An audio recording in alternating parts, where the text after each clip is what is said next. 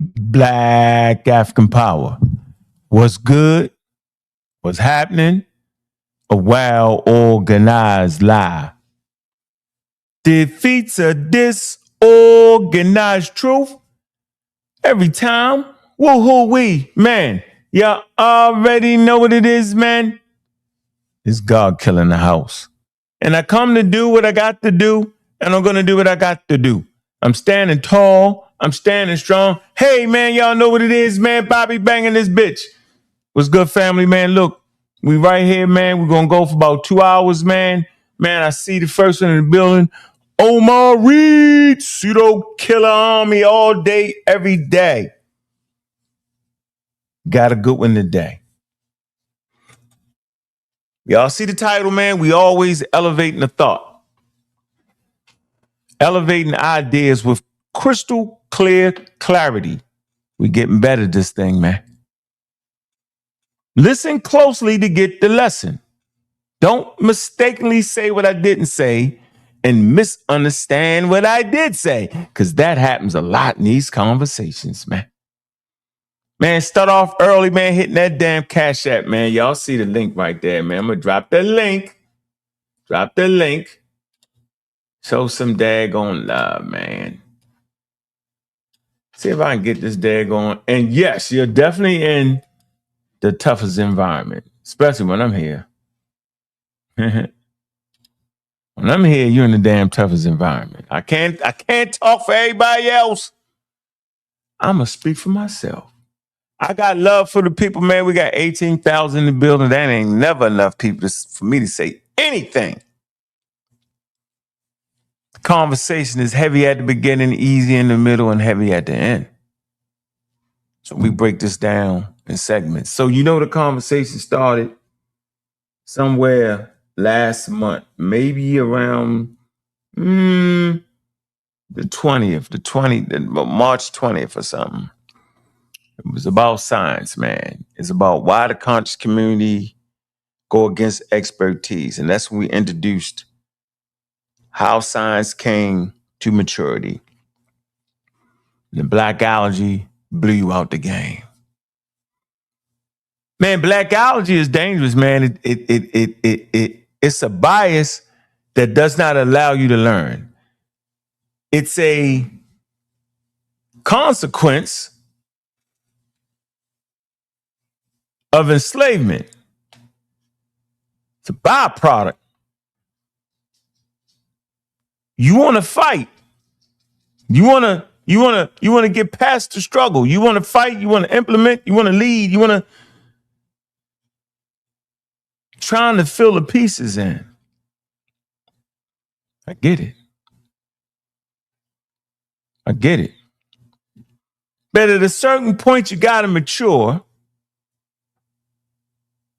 and accept your victories and learn from your losses. Black allergy will not allow that.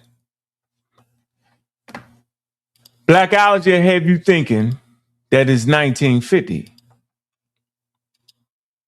And you around here running around with Malcolm X and them. That's what black allergy do for you. Black allergy will have you like you back in 1944, still on the island. Hiru. You know what that is. Hiru. Ananda. Yeah, he that Japanese soldier, the damn near, he fought all the way up to 1974. Y'all like that. Anando fought for 29 years, man. He was bugged out. Man, he was in the Philippines. Lubang Island. Lubang Island in the damn Philippines, man. I lie to you not, yo. From 1944, yo, this man fought, yo. Guerrilla warfare, yo. You say, who the hell was this fighting? Running up in people's backyards, getting shot. Kept moving. When they tried to catch him, he kept moving his position. He had a few people with him, kept moving his position and doing, for 29 years. That is where we are in the conscious community. Trust me with that, bro. You fighting against racism, white supremacy that is changed and doing other things. I'm not saying that racism is not institutionalized, because it is, but there's a way to work with that. The way to fix that you call institution building. But you can't build a damn institution if you still fighting guerrilla warfare. Running around fighting with books that are outdated. We all did it. It's your black allergy. Now let's get this straight. I'm not saying get rid of black allergy. I'm saying store it somewhere where it does not interrupt your learning. Right? Because black allergy is like an immune response to racism, white supremacy. So you need that. It's like when you get the flu or when you get a vaccine. Lord knows, don't say that word. Ignorance will destroy you. Let's just say when you catch the flu, your own natural immunity kicks in. And if it does not kill you, because it can kill you, the flu can kill you, ladies and gentlemen, you will develop antibodies that will attack it the next time it sees that particular variation of the flu. So I'm saying that's what black allergy is. You need to have just a little bit, little twinge, little spectacle, the piece, a little bit, just so, you know what I mean? Just in case the racism, white supremacy raises its ugly head, you can feel it coming. Your spidey senses go off. A little bit. Don't kill it all. I ain't saying that, but goddamn, full-blown black allergy, it's like your immune system is like an allergic reaction, like the pollen. Your immune system is doing something that's not even harmful. Pollen is not harmful, right? It's called an allergy, where your immune system recognizes it as being harmful when it's really innocuous. Innocuous in the immunological literature is simply saying, right, things that are not harmful, like food. When you have an aversion to peanuts and have an allergic reaction to peanuts, that can kill you. Your eyes swell up, you know that. That means something is wrong. It's an immune problem. Because food is innocuous. Your body recognizes the molecules as being innocuous, non-dangerous, so you can eat food. Your immune system is supposed to protect you from pathogens, not food. But when it does, right, they say that's an allergic reaction to it, and you may die. So people have certain allergic reactions to food because your immune system is out of whack. And I'm saying that's the same thing with black allergy. It's out of whack. It's attacking every goddamn thing. It's attacking anything that you think is white. Don't gotta be, like science ain't white, but you think it is. It attacked me saying that science fully matured in Europe. Lost your mind on that. Boom. The immune system went crazy when I said that. But if I'd have said science was fully matured in Egypt, you'd have kept on walking. You'd have kept on, but wouldn't have said nothing. And African Americans ain't eating from goddamn Egypt. Nowhere close. Western Central Africa. The black allergy does not allow you to learn and hear the conversation. If I was to say to you that Egypt was a learning center, the greatest learning center, your hands go up, yeah, and you completely forget about West Africa, where they had colleges and universities. You won't even mention that. You'll holler Egypt. But if I was to say it, your immune system wouldn't go off. If I said Europe became a learning center, oh, no, it did not. Yeah, your overactive black allergy goes off. Like Europe can't have learning centers where other people come in from different places in the world. Is that not possible? See? But that black allergy won't let you see it. It's called slavery.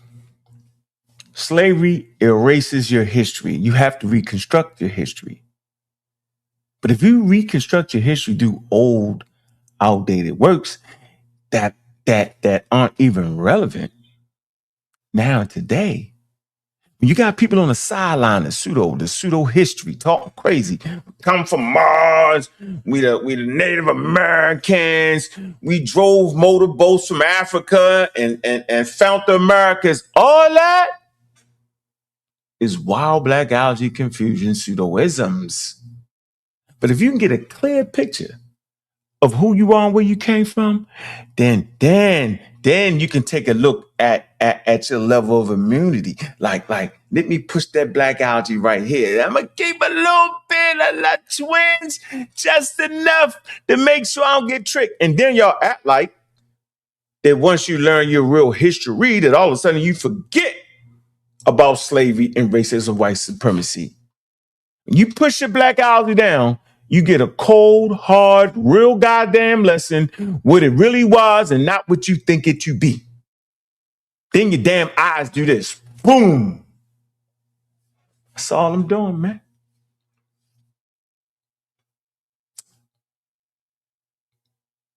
Working to get you there over the last 20 years. I was y'all right there looking at this broadcast. And I did it at the highest of levels. Ask about me. God killer. Start off damn near wrong as 2 left feet. I had little pieces. Boop. Here, boop, boop. Couldn't string that thing together. Had pieces. I was definitely better than the pieces that was in place, though. That pseudo-udo-budo, pseudo-judo. It's definitely better than that. Right? They had you all into the occult, Madame Blavatsky. We got people right now that's talking about Madame Blavatsky, yo, chakras. It's white people shit. Now, I ain't never go that far. But I swear, I thought humans popped up in different places. I stood up in front of a group of people and said that. Nice crowd. Humans ain't no apes. Never forget it. Young woman, older lady, my fault. While I was giving the lecture, she said, well, I got a question. Say, what is this, sis? Because I got my nephew with me. I'm teaching him. I'm ha. She say, you think yourself to be African-centered, right? I say, damn right, Black African power. She was like, so what's your problem with all our animals in nature? And it hit me like a ton of bricks. The culture I was claiming to represent had no issue with animals. They learned as much as they could learn about the animals.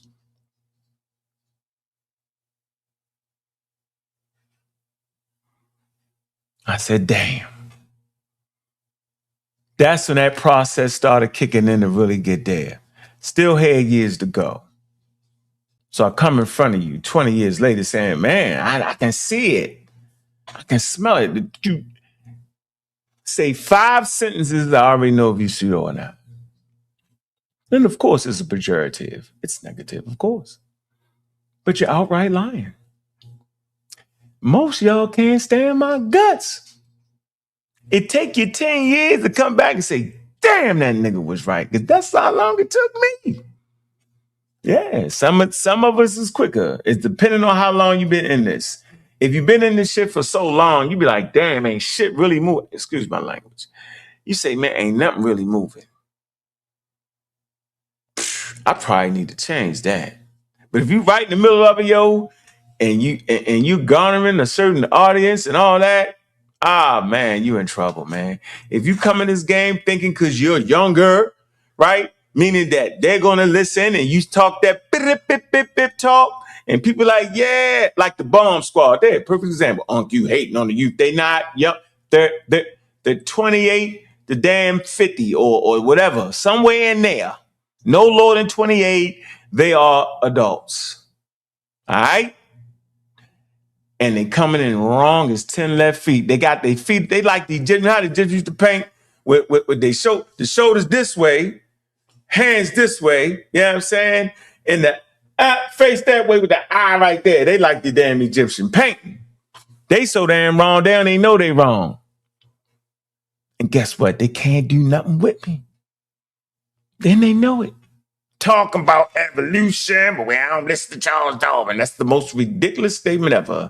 You can't say you agree with evolution, but don't agree with Charles Darwin's scientific theory of evolution. You see how I go? I'd rather you just say that I don't even mess with evolution. I'm an intelligent designer. I can take that. But I can't take you hounding out hollow groups, getting it all wrong, and the blackness. I ain't talking about race, but you're talking about race, but you're not, because I'm saying blackness. Hold on, what is that? What is that? Hold on 1 second. Let me get this.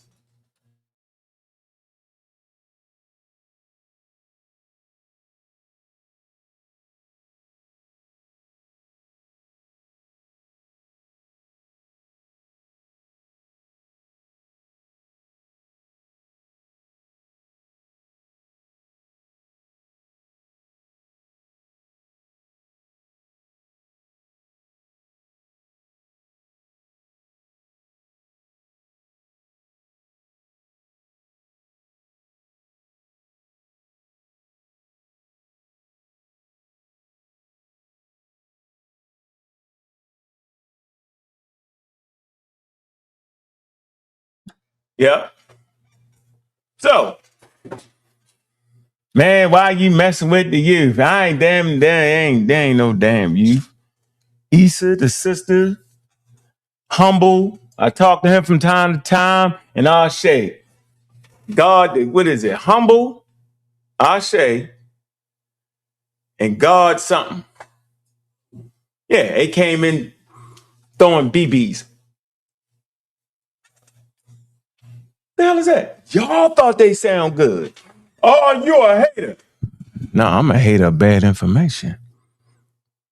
Why would I spend 20 years free giving y'all solid information, fighting against some of the greatest pseudos of our time? From the Feel Good Valentines to the Bobby Hemmings to all them. Like, yeah. Ali Muhammad, all of them. The Polites, the Inky, Stinky, all of them. The Moors, ask them about me. Why would I do all that just to let some individuals who sound like they know what they're talking about get their thing off? I'm never going. You know how we say here, man? The air is thin on Mount Olympus. Y'all get mad at me on that one. Let's get into the lecture today, man. And let me see, did I bang on the bomb squad enough for y'all? I don't think so. I want to ask the audience right now. If I say to you, I understand that race is a social construct. And then I say it's about the blackness. What the hell am I talking about? I ain't talking about skin color. If I say I ain't talking about skin color, I ain't talking about race color, it's about the blackness. Do y'all understand that? Put up one of the, if you understand, let me say it slowly for you. This is the mantra of the bomb squad. We understand that race is a social construct. We not talking about that. I say, you sure? We ain't talking about race. I said, well, you talking about skin color. No, we ain't even talking about the skin color. We talking about the blackness. Do y'all know what the hell they talking about? Because I swear, every time they say the blackness, it runs me right back to quote unquote skin. And it runs me right back into the social construct. What's up? That's what it do. So maybe y'all know better than me. Let me check into the chat. Let me see. Let me peek. Hate the chat. Okay. Blackness is speaking of culture. Okay. You're right. I see you out there. I can't even go into your information. It's so damn incoherent. You're right. I learned something from space age African Anthony Bowman. He said, never let a pseudo drag you down to his level because they'll beat you with experience. Anyway, off the bomb squad. I just want to throw that. Y'all been talking a lot of crazy stuff. Okay. I just want to get that straight. That's all. It's all good. We won't get that in. Because they definitely the blackity blackity black. The blackness. So blackness is a culture. Blackness is a culture. What? I don't know. So listen, today's lesson is about magic, how magic was handled in medicine in ancient Greece and Egypt, right? I'm on the case. So what I want to do is we've been having this conversation about literacy, science of literacy, and history of science. Got a lot of pushback because the black algae was too damn deep. Y'all don't even respect what the ancients did. Now, all of a sudden, everybody wants science. And then when I beat them half to death, they say, okay, I'm not saying they had modern science. Ladies and gentlemen, science is modern. So the question is this. Do Homo sapiens sapiens need science to reproduce? That will give you your answer. And if you're not sharp enough, if you're ignorant, right? Now, when I say ignorant, I'm simply saying that you don't understand the subject or you just don't know. And all of us maintain a certain amount of ignorance with a lot of different things, and that's okay. So don't take offense to it. Hit Doug, holla. So I'm basically saying, do humans need science to reproduce? Now, if the question is yeah, then you got me. But then you're a flaming pseudo. And I'll tell you why. If the question is no, then the naysayers lost the damn conversation.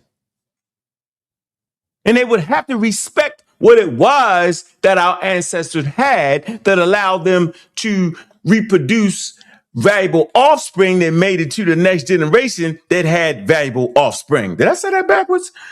It's about having babies that are valuable offspring, meaning they have the ability to reproduce. And then they would make it to the age of reproduction. That's what it's all about. Nothing else counts. It's always an evolutionary argument when we talk about humans. It's always an evolutionary conversation when we talk about life. That's why viruses dominate the landscape by the kabillions. Is that a word, kabillions? I think it is. Quadrillions, gazillions. Every time you breathe in zillions of viruses and bacteria. Why? Because they're trying to reproduce, but they need you to reproduce. So the answer is no. Humans don't need science to reproduce. So if they didn't need science to reproduce, then what the hell did they do? They developed knowledge around resources that would help them feed the babies, food, clothing, and shelter. That has not changed. Reproduction has not changed, right? And then your ability to secure food, clothing, and shelter has not changed. This is the bottom line. So the question is, can you secure food, clothing, and shelter without science? You can.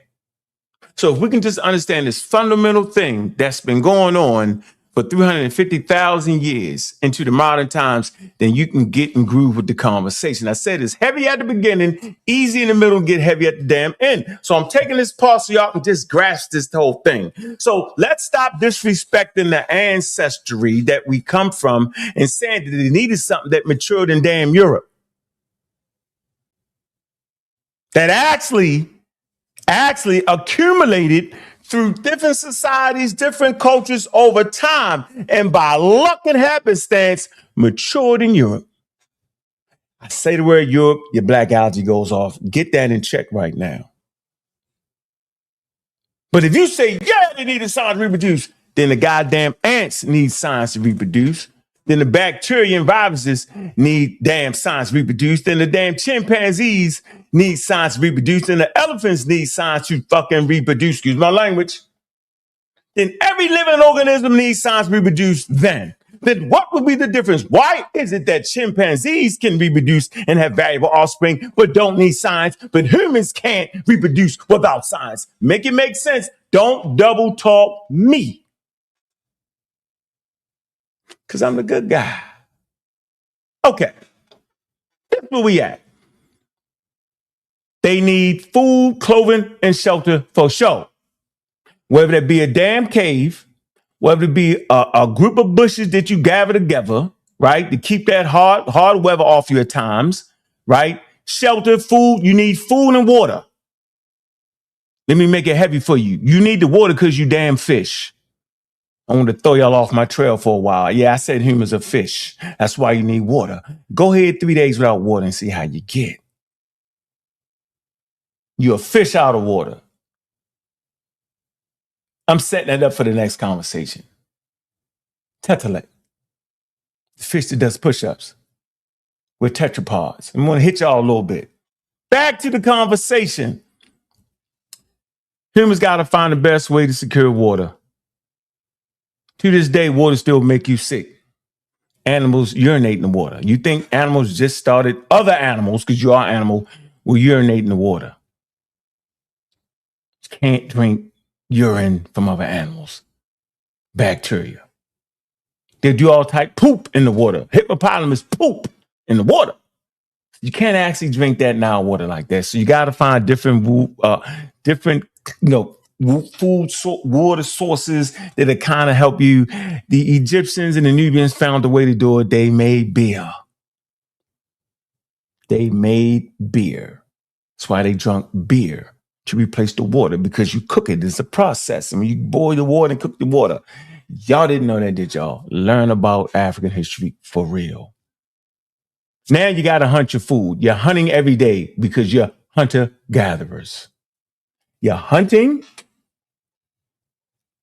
throwing rocks. You ain't diving out the womb naked with no damn bow and arrow and no spear. You manhandling the time. You grabbing them. You doing whatever you got to do. A stick. Boom. Oh, that stick worked better than my damn fist. I done hurt my fist. Elmer, I hit him with my fist and it broke my hand on that monkey I was trying to eat. Call it bush meat. Well, that gazelle broke my hand. I got speared up. 10 of us went out on a hunt and 5 of us came back. The woman say, hey, go ahead and eat the vegetables. We got the vegetables. We got the plants. How many people died for eating plants they wasn't even supposed to eat? A lot of them did. But they started to categorize it. Big up to the women. Big up to the sisters. You know, the physicality ain't there for most women. Some women can be physical, don't get it twisted. But mostly, the physicality ain't there to be running around chasing down no wild animal to eat. So they put their attention on the plants, the grains, the herbs. Right? They collect these different plants, right? They become expert at plants and gathering the food. So when you come back from the hunt, most times you don't come back with nothing. But you can eat that good diet of vegetables, beans, proteins you need. You can get protein from your beans too, right? But every now and then you get that nice catch of meat. Hand ain't working, let me throw a rock. We become excellent rock throwers. Read some of the European accounts. When they went to Africa, they got rocked the hell down. Rock was definitely better than a musket. Y'all laughing. You know that a professional baseball player can throw the ball 100 miles an hour? Do you know that an indigenous tribe can throw the rock over 100 miles an hour accurately? Okay. Then they say, well, wait a minute, man. We done killed the animal with the rock. Now we need to get it open. It's hard with our hands. We can chew it, okay, but our teeth ain't really working for that kind of sorta. That raw meat is wild. Then you find some cooked meat that burned up and maybe a forest fire. That happens all the time. You eat that, it's easier on the teeth. Now all of a sudden, you get the cooked meat because you eat the cooked meat one time, you got enough energy to go a week or 2-3 days now. You ain't got to fight the raw meat, but you need a tool. So you get a tool for butchering. Australopithecus. In Nairobi Museum, there's a picture where they got tools. So they tool makers already before humans. I'm going to pull it up. So you find a tool to butcher the meat. Now you butchering the meat. You cooking your meat. You good. Got protein now. Tools is what you need to be more proficient at getting food, clothing, and shelter. Now I need to engineer the tool a little bit better. So around 80,000, you develop a bow. The early stone tools, handhold tools, go back 2 million or so. Homo erectus, right? Old tools. These are the tools that chimpanzees are making. Chimpanzees are in the Stone Age. We can look in the archaeological record and see that. So chimpanzees make tools and other animals make tools too.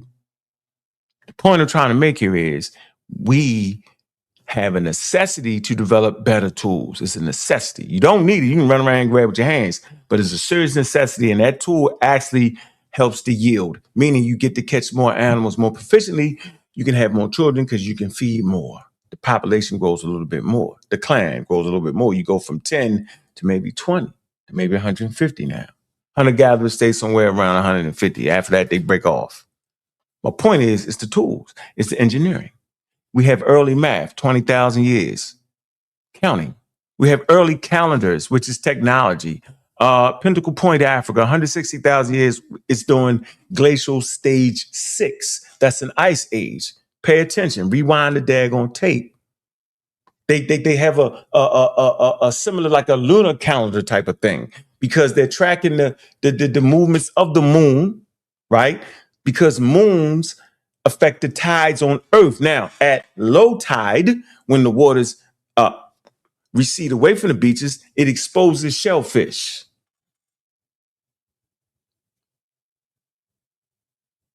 They're the first shellfish eaters. You know I ain't making that up. But I'm getting y'all ready for what I'm about to do.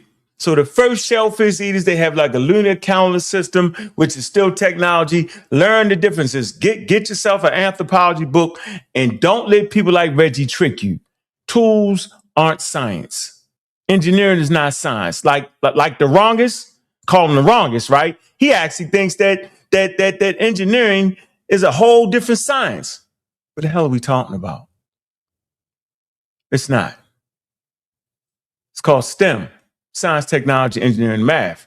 Your ancestors had team for a very long time. Technology, engineering, and math. Technology is first.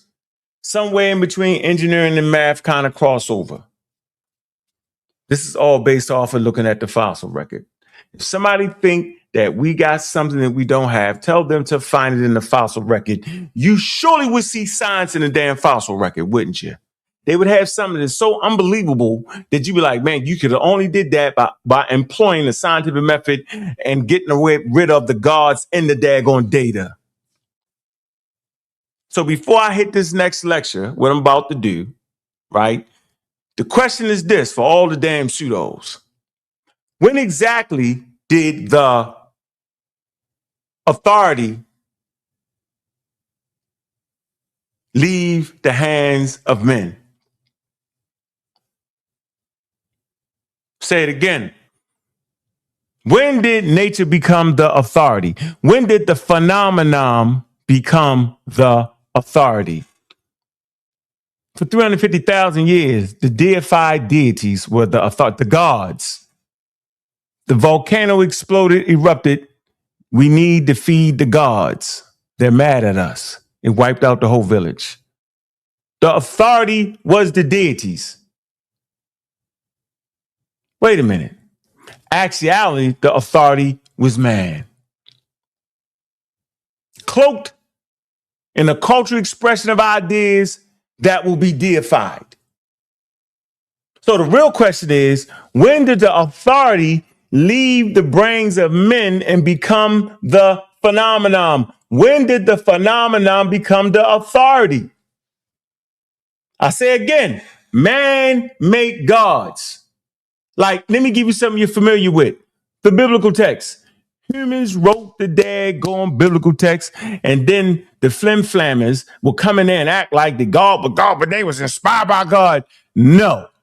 The humans say that they was inspired by God. Back to man again. Man said that they was inspired by God. So that means you got to believe them. You ain't no evidence of it. You got to believe the man. Once again, the authority is on man. So even when you write the biblical text, men wrote that in their languages, in their different scripts. And then they say God inspired them, but it's still the man saying it. God never come to you and say, yeah, I made him write that. It never happens. It never occurs. Now, I'm not asking you to be an atheist. I'm asking you to think with that part of your brain that is skeptical. Now, Greek philosophy, African philosophy. Oh, y'all didn't know it was African? Y'all didn't know y'all had African philosophy? Yes. And this book is outdated. But, right, we're going to have a lecture series. We bring some experts in and talk about African philosophy. So Africans had philosophy before the Greeks. But the point is, I threw you a little bone for your black allergy. You feel good now, see? But let me get back to the lecture at hand. So, when did the phenomenon, if you know what a phenomenon is, like rain, hail, wind, flooding, all that type of stuff is a natural phenomenon.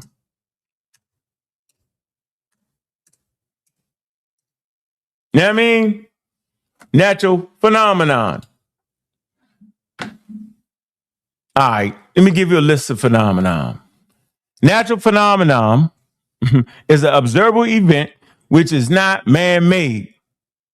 Examples include sunrise, weather, fog, thunder, tornadoes, biological processes, compensation, physical processes, wave propagation, erosion, tidal flow, natural disease, hurricanes, volcanic eruptions, electromagnetic pulses, earthquakes. All right. Now y'all know what the hell I'm talking about. Natural phenomenon. Man create gods, so it's still man, but man, even though he made it, he must have forgot he made the gods, but he says the gods is doing it. Humans is wild. I'm going to say this real slow. Humans know damn well they made that up. Somebody had to say, come on, Doug, I know you just made it up, bro. Oh, wow. They probably killed him, though. Kill him. He said he made it, not the God. Anyway, part of our brain actually develops in the Stone Age, right? Learn what the Stone Age is. Somewhere 2.5 million. Brain is evolving. And we have Stone Age brains operating in a space age. And that's a damn issue. That's the problem right there. Our brains develop to be very, very squeamish, very jumpy, very believish. We believe every damn thing. Believe your girlfriend ain't cheating, even though you came home, you seen her kissing a man, but you still believe she ain't really doing it. She can say, I ain't really kissing a man. And you believe it. Very believe. And here's something. Here's a riddle for you. I don't know if we can call this a riddle. Here's something to make you understand my point. Humans, watch this, will never make the mistake in calling a human being a shadow, but will always make the mistake in calling a shadow a human. Oh, you know, it's nighttime, you see that shadow, oh, somebody coming. That was actually the branch of a tree moving. You don't see a human come and say, that's a shadow. You be like, that's a damn human. That's how your brain works. A highly detection agency, right? We always detecting everything.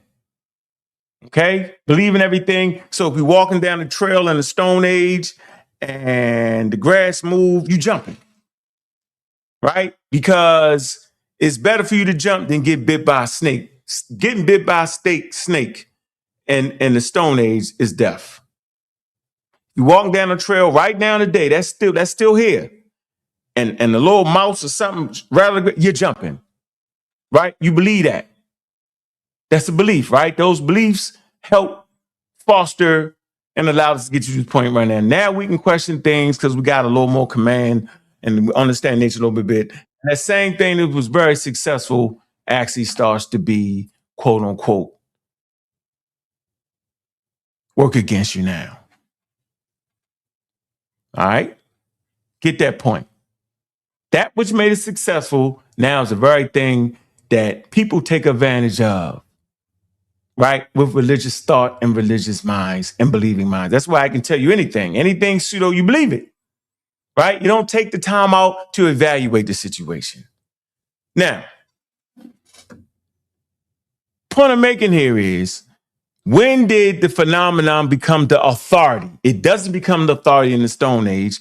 It doesn't become the authority in West Africa. It doesn't become an authority in the Nile Valley. It does not become the authority in Greece.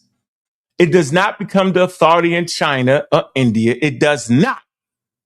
But it took 350,000 years before it became an authority, and knowledge had to accumulate. We had to get out our own way, and it had to accumulate to the point where now it's the authority, and that matured. So what I'm saying is, I'm saying that science is a walk towards moving man out of the position of the authority and walking towards nature itself being the authority, the phenomenon. That took us 350,000 years, roughly most of our time on Earth. So out of the last 125 years, human beings have learned more about the cosmos than they did in the first 350,000 years. Why was that? Why was it that Homo sapiens sapiens in the Stone Age had brain power and acclimate just as powerful as our brains today? Meaning they was just as intelligent as we are. The question is, why didn't they go to the moon? Hell with that. Why didn't they just leave Africa? What took them so long to leave Africa? It took them over 350,000 years to leave Africa. They failed the first time and tried it again. I'm saying they're just as smart as us, just as intelligent, no slight on them. You know what they didn't have? They didn't have themselves. Meaning we got them. We can take their knowledge and accumulate it and add to it and watch it build up. They didn't have us. They had what the wild animals, other archaic humans, Homo erectus, Homo ergaster, right? Homo naledi. They had different, but they didn't have us. We got them to look at. It's important. The Egyptians had hunter-gatherer tribes to look at, to build their societies. The Mesopotamians, they had hunter-gatherer tribes, right? To build their societies. The Greeks had the Mesopotamians and Assyrians and the Egyptians, right? Indigenous Africans, Western Asia, they had that to look at. The Romans had the Greeks to look at and all the societies I just named before that and the hunter-gatherers to look at, right? Europe, luckily, had the world to look at. Oh, so you thought there was only 3 continents? The Bible only talks about the 3. Asia, Africa, and Europe. It don't talk about nothing else. The Bible world is very limited. They never knew the world. The Roman Empire never knew the world. The Egyptians never knew the world. Chinese never knew the world. They never knew the world. Europeans got lucky. Bumped into Barbados trying to find a trade route to China. It was serendipity. Most of science inventions are serendipitous, meaning by luck, by happenstance. They bumped into it. So while y'all sitting there thinking they was the most intelligent people because they found America, they didn't set out to find nothing. It was luck. Look, read the record. Y'all fed into Christopher Columbus discovered America. He ain't discovered no damn America. He ain't even make it to the Americas. In that voyage, they bumped into it, luckily. So why you thinking science is such this big thing? Because y'all been hearing me talk for years. Y'all should have learned the history. Science is just another way of gathering knowledge that would push down your biases so that you will accept the phenomenon as being the authority and not human beings that you're talking to every day. That's all it is. Nothing more, nothing less. What is the mindset? What is the thought processes? What are the tools? What is this? What is that? And that's all science is. It's one way of gathering knowledge. Now, if you sitting there thinking that's the only way to gather knowledge, then you're flipping wild. And I'm saying that indigenous Africans had a way of developing knowledge that put them at the level of society of that time without science. It was knowledge. Oh, we see that Mount Rushmore. You know what? I kind of like that. You got me looking a little old. I cannot look that old, yo. You got to go back on it. But I like it. I like that. You got to understand, it's carved in stone. So all of our faces is it don't look like the picture. You see what I'm saying? Like that. You know what that represent? You know what that represent? What's that? That represent loyalty right there. You actually showing loyalty. Different levels of loyalty on that joint right there. You see how I look? Look how I look. It's rock. You got to understand, it's rock. That's tough. I could take that. Yeah. I like that. I can't hate that. I like that. Appreciate that. I'd have preferred Mount Olympus, but I take that. Take that. That's fire. Where was I at in the conversation? Yeah. Trying to get you to see that our ancestors had a knowledge base. We can call it a tech, traditional ecological knowledge, right? They studied their ecology to develop herbs. They developed medicine. Y'all act like they didn't have medicine or they didn't have herbs. They didn't have understanding. We would not be here if they was not at the level. We would have died out. Remember I told you that? It's about securing food, clothing, shelters. They did it here. Yo, they didn't do it here. They did it here at the level. West Africa was at the level. Yo, they reached the golden age in West Africa. I never hear nobody talking about that. We're going to do a whole series. Big up to Kayal, right? He put an article, the Royal Society. I had read that article before because, I was writing some work using Onesimus, the one that brought violation to the Americas, right? But they talk about how during this particular time, the scientific revolution and during slavery, first of all, never talk to me about damn science and the maturing of it unless you talk about colonialism, 1, scientific racism, 2, slavery, 3. And then you can talk about the scientific revolution. Because you need all them things. You need slaves, which is free labor. You need an abundance of money. You need a reason for that free labor. You need people wanting to make more money based off of their innovation, based off of applying science things, right? You need all that before you even get to that full-blown science. Y'all didn't know that, right? You need slaves, which is free labor, which actually stimulated the world economy. Now we need to be able to trade the world and move products and goods. Now we need to have better nautical equipment, better ships. You get that? Better machinery, better war tools, better conquering things. That's the environment science came up in. That's the scientific revolution. Y'all tripping. Man, it was on the backs of y'all that gave a surplus of money and gave them a reason to even have to use the damn thing they were trying to develop. And the question is, why, if it was fully developed so fast, which it didn't, right? Why the hell didn't they use it when they said we was half humans? You mean science couldn't answer that question? Why did they choose pseudoscience? Why was they pseudoscientific? Right, y'all missed all of it, bro. Y'all missed the whole thing. So science matures in an environment of slavery, colonialism, you know what I'm saying? A whole bunch of wild people. Anyway, your ancestors had high-level technology, high-level engineering, and high-level math. That was par for the course. And they had their deities. They kept their balance. They kept their spiritual traditions all intertwined. I thought it was okay till I started the scientific conversation. Everybody wanted science. Y'all threw all y'all ancient traditions. Well, I don't want that shit. Y'all made it seem like that the ancient tradition wasn't enough, and it wasn't me. Watch the episode 1. It's on this channel about why the conscious community doesn't deal with expertise. I've always given. I'm Black African power. Remember that? I recognize my ancestors in Africa, West and Central Africa, right? I love all Africans on the continent, whether they Egyptians, Libyans, what color, I don't even care. I love Africa, right? I understand that's the foundation of where we came from, right? So I ain't the one to marginalize. Y'all doing that. Y'all saying that they need something that was matured in Europe, right? Which is nothing but knowledge. That's all science is knowledge, but it's a specific coming together things that will form a specific type of knowledge, y'all. We had another way of gaining knowledge. It's depending on the time periods we talked about, where our ancestors developed different techniques, different ways of securing knowledge that would help you produce food, clothing, and shelter, and produce valuable offspring that would reach the age of reproduction, right? Y'all can't sit here and act like West Africa was not successful. Their whole religion was based off of medicine. Call him the medicine man. So you act like everybody died right now in Africa while y'all talking that science bull crap. They don't even use evidence-based medicine. I'm going to say it again for all the slow people, right?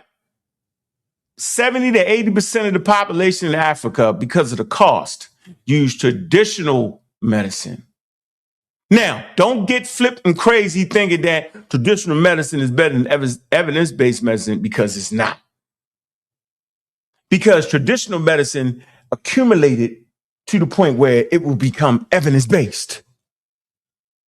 I say again, traditional medicine would become accumulated enough to the point where it would become another type of knowledge that we call evidence-based. Don't make the mistake in here and say what I didn't say, and then mistakenly misunderstand what I did say. Take your time. Conversation is heavy. Slow that shit down. So, they had the level, so much so that modern scientists right now are all in the Amazon basin. They all in Africa. And what do? I have personal contacts with people in Africa. When the scientists come down and talk to the medicine man, they have great conversations over different plants and herbs. And the medicine man be like, that's what we need. We need to be able to understand more about the plant. See, that's what a practitioner wants. They care about their patient. They want to know more about it. Science allows you to see things that you can't see because of your bias of making the human the authority. Evidence-based medicine make the phenomenon the authority. Here we go. So let's get into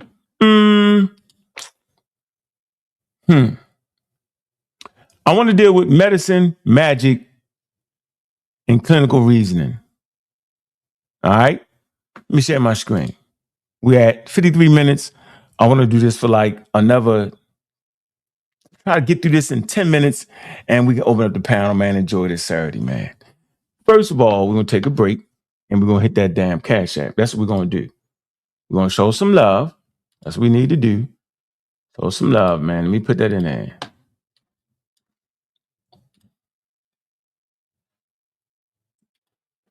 All right.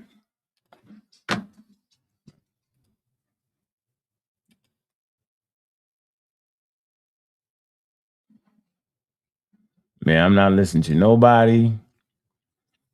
At this point, people just be talking. Oh, man, it hit. Stop it. They ain't have no clinical trials. Knock it off. Don't y'all wish that's a modern idea, clinical trials, and that's okay. They had what they had. Y'all need to start respecting what they had, because I respect what they had. That's what y'all need to do. Respect what they had and don't worry about what they didn't have, because now the whole world participates in science. There's no one starting point to science. How about that? Yeah, hit the Cash App, man. We take that Cash App break, then we get into the lesson, man. And the presentation, this first one is called Medicine, Magic, and Clinical Reasoning. How Egypt and Greek medical traditions handle magic differently. This is important. I'm showing you how over time, how humans attempt to make the phenomenon the authority. How it failed regularly. Because it did. Man, hit that Cash App, man. Show some love, man. Show some love.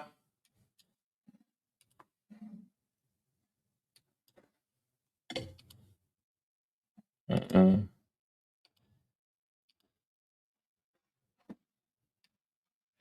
me drop the Cash App in there, man. Where is that?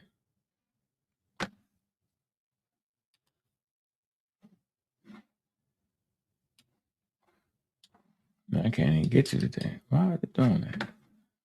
She said, hold on. 1 second. Did I mess up something, man? I know what I did. Got you. Get out of here. Let me go here. All right, that ain't even doing it.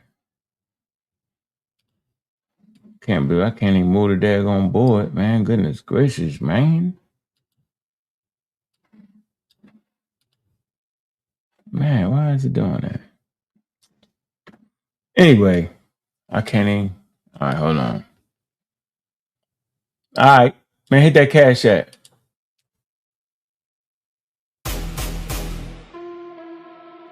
Yeah. Look. Hey, Cash App. Cash App. Baltimore. Yeah. Cash App, don't let it run you. Money fill the gas, but it never feel honey. Cash App, dreams get so fast. If you don't own your time, you just rent your past. Cash App, screens full of flex. Real life hit hard when the rent come next. Cash App, tool not God. Use it, don't lose it, keep your head on top. Lend a mill, lend a bill, lend a pay me now. Everybody yell, get it like a sacred house. Timeline full of blessed, but the stress still lurks. Same folks posting gas, still drowning in hurt. Explosions of cash and the camera flash, but the lights cut off when you can't make it last. This ain't a trick, but it move like a spell. Type in the amount for that dopamine swell. Quick tap, quick send, quick high, quick drop. Then you back in the cold when the real don't stop. I done seen love turn transactional quick. Send some in the DM like that's all it is. Cash App, don't let it run you. Cat, don't let it run you. Cash App, don't let it run you. Don't. Hard work, yeah, I respect that. But rest ain't weakness, I protect that. Cause money earn me nothing if your soul get thin. If you're always up next, tell me eat when you win. They sellin' hustle like it's peace in the pack. But peace don't come from a green little stack. So send when you can, look out for your kin. But don't let the app decide how you feel within. Set them rules, don't be ruled by the buzz. Real love is a call, not a what's up, cuz. Cash App.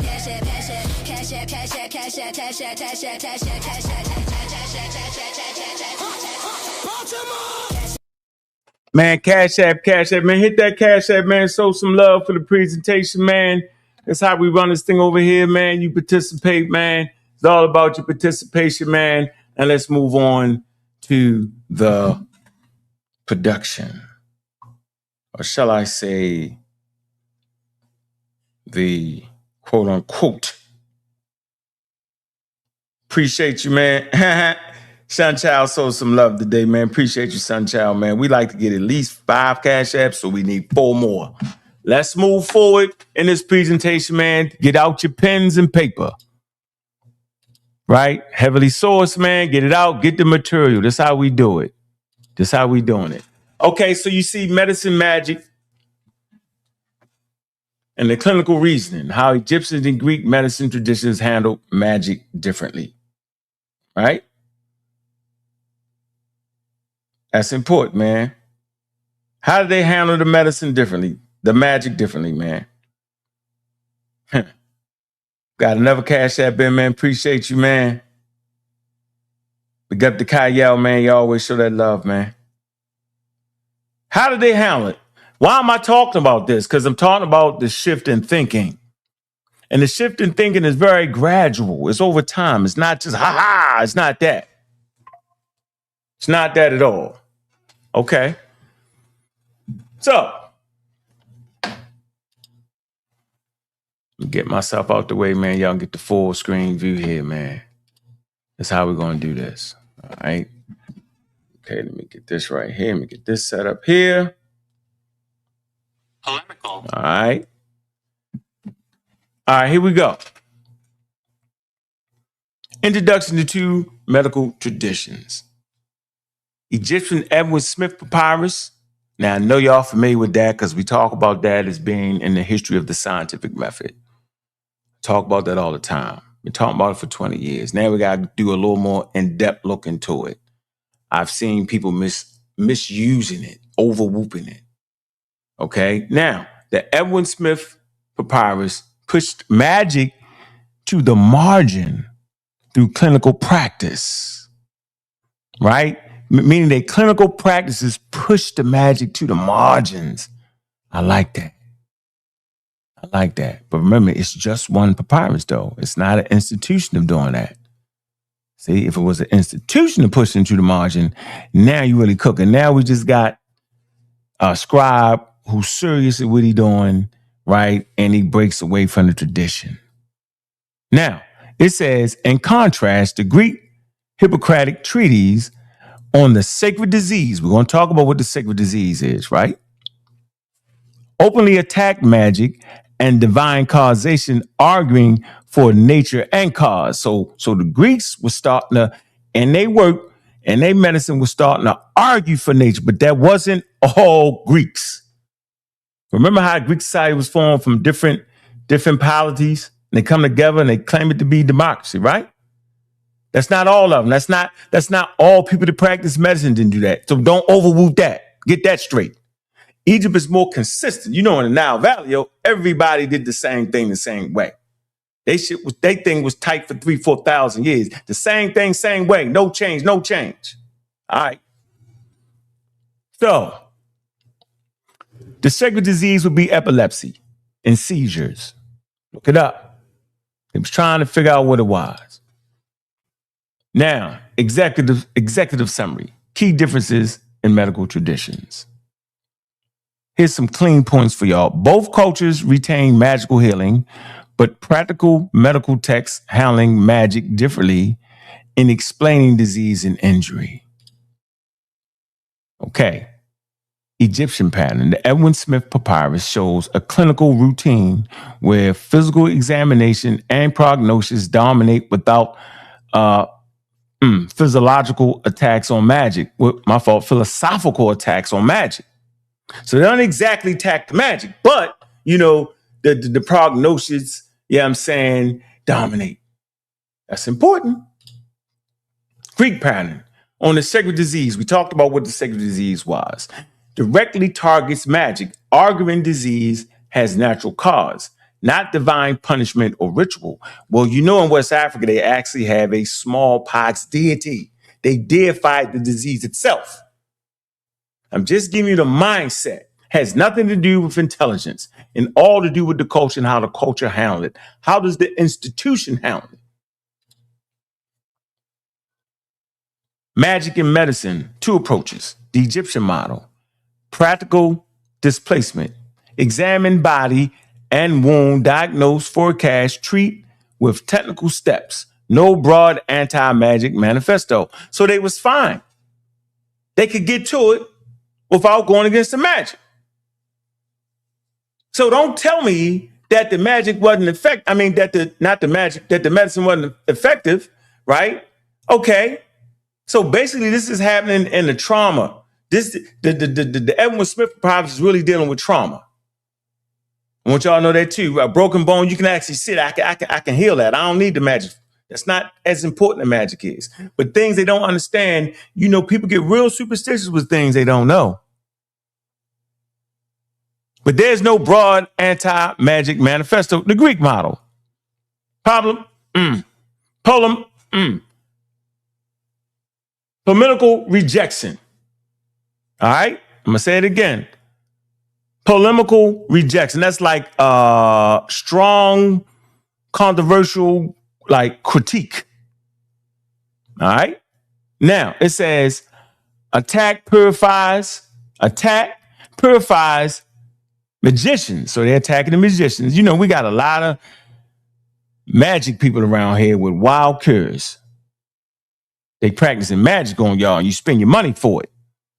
Argues disease has nature and cause. Rejects divine causation. Magic becomes an argument target. So they targeting the people that's practicing magic, the magicians. They targeting them. All right? We target the pseudos in this community too. The ones trying to sell y'all herbs, act like they doing something. Yeah, we right there with that.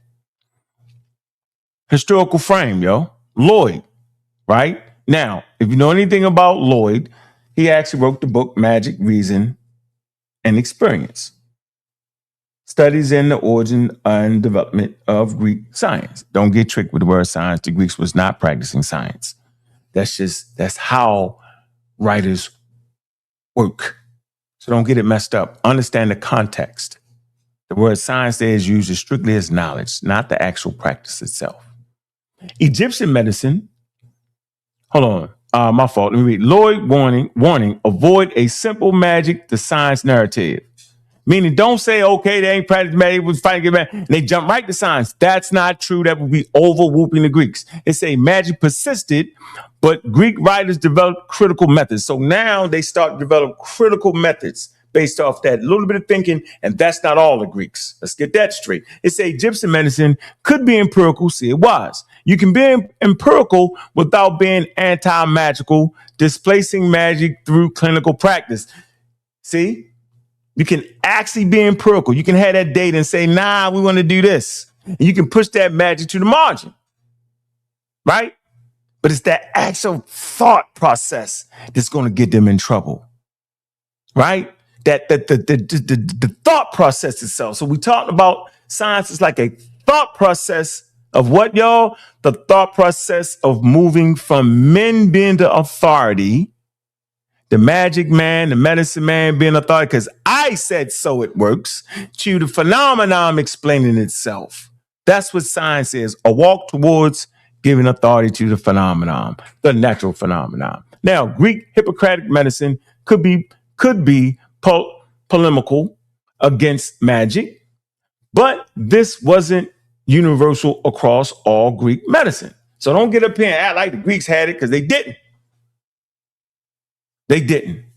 Now, the focus is on textual strategy, how each culture managed illness, ritual, causation, and professional authority. Egyptian medicine, the Edwin Smith clinical displacement.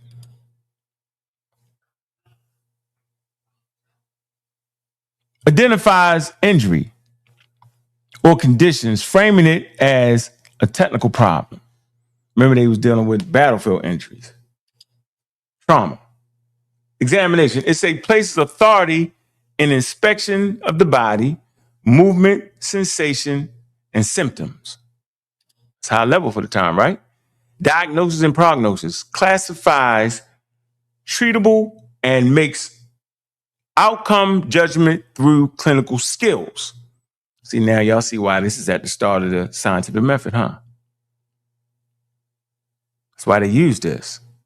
But that doesn't mean it became the tradition of the people. It doesn't mean it became institutionalized. It doesn't mean that that was their routine. It was done on one medical purpose. You'll say, well, I don't mean they can't find no more. Well, we only know what the hell we know. They ain't found no more. They had one.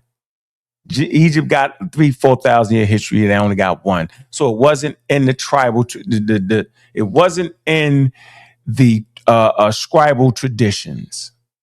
This is an outlier. Don't judge society on a whole outlier. It's an outlier.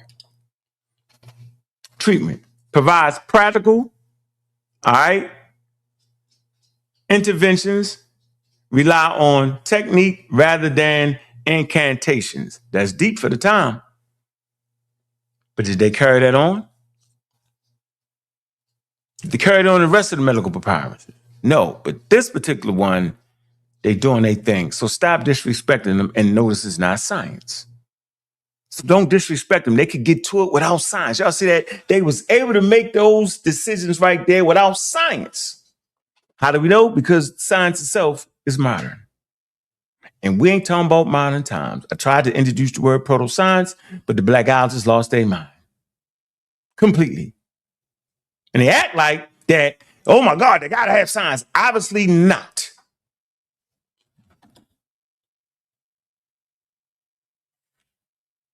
Explains terms and observations supporting the technical transmission of knowledge.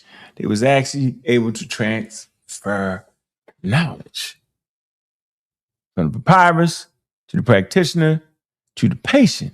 This is clear. They use some of them techniques today. When you go to shock trauma, that's based off of that, where they basically was giving you battlefield medicine. 1 second.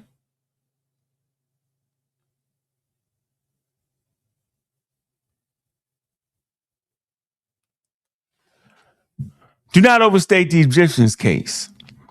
Some Egyptian medical writings, especially trauma cases like the Edwin Smith, can bracket magic in favor of clinical procedures. Can bracket magic in favor of clinical procedures. The papyrus shows systematic, empirical, and technical features, but not experimental science or full theory of disease. See, I gotta bring you back down to earth because your black allergy is twinkling right now. I told you. I had to bring you back to earth. Both cultures mix religious, magical, and practical healing. Selected text handled this mix differently. So they handled quote unquote medicine differently. All right.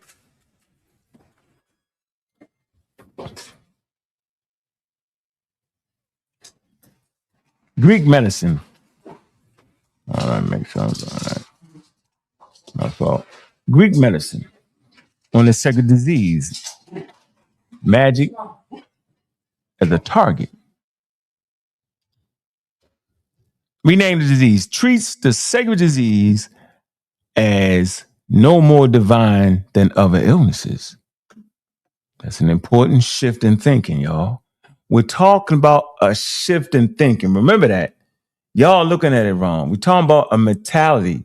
We talking about cultural shifts.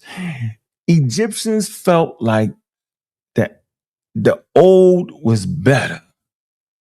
Not the young ones, not the young people coming, but the older ways was better. They kept solid traditions.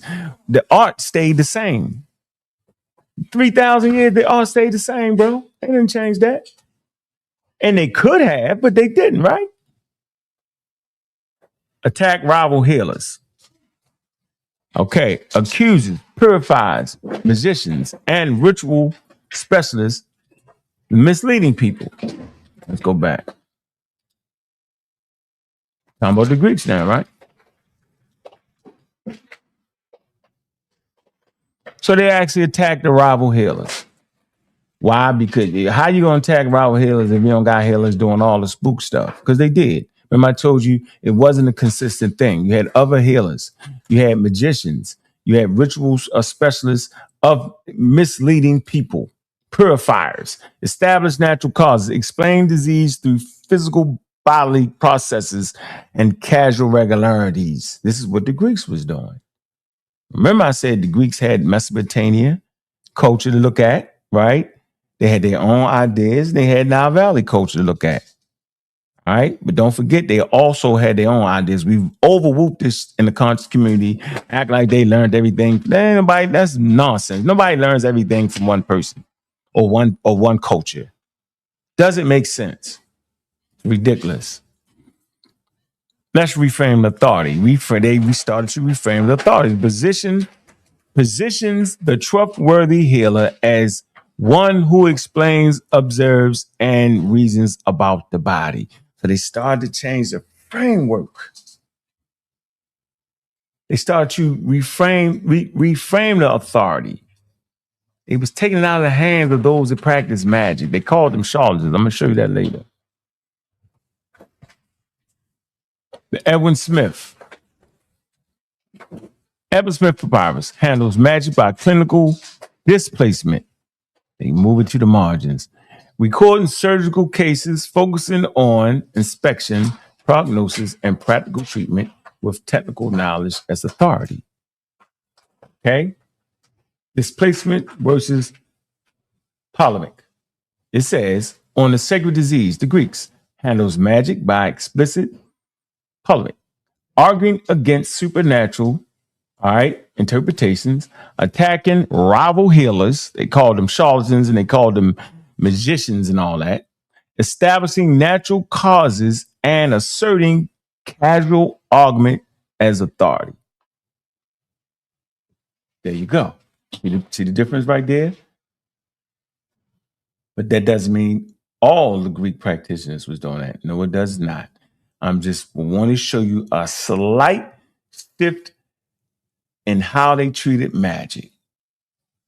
The power in this is that the fact that the Egyptian pushed it to the margin was dope. It allowed them to reach the heights of having, the Greeks said they were renowned in their herbs and medicine. Just that little moving it to the margin. When I say moving to the margin, meaning it's not as important as it was in the earlier days. That's a shift of thinking, right? But once again, that's an outlier. Okay?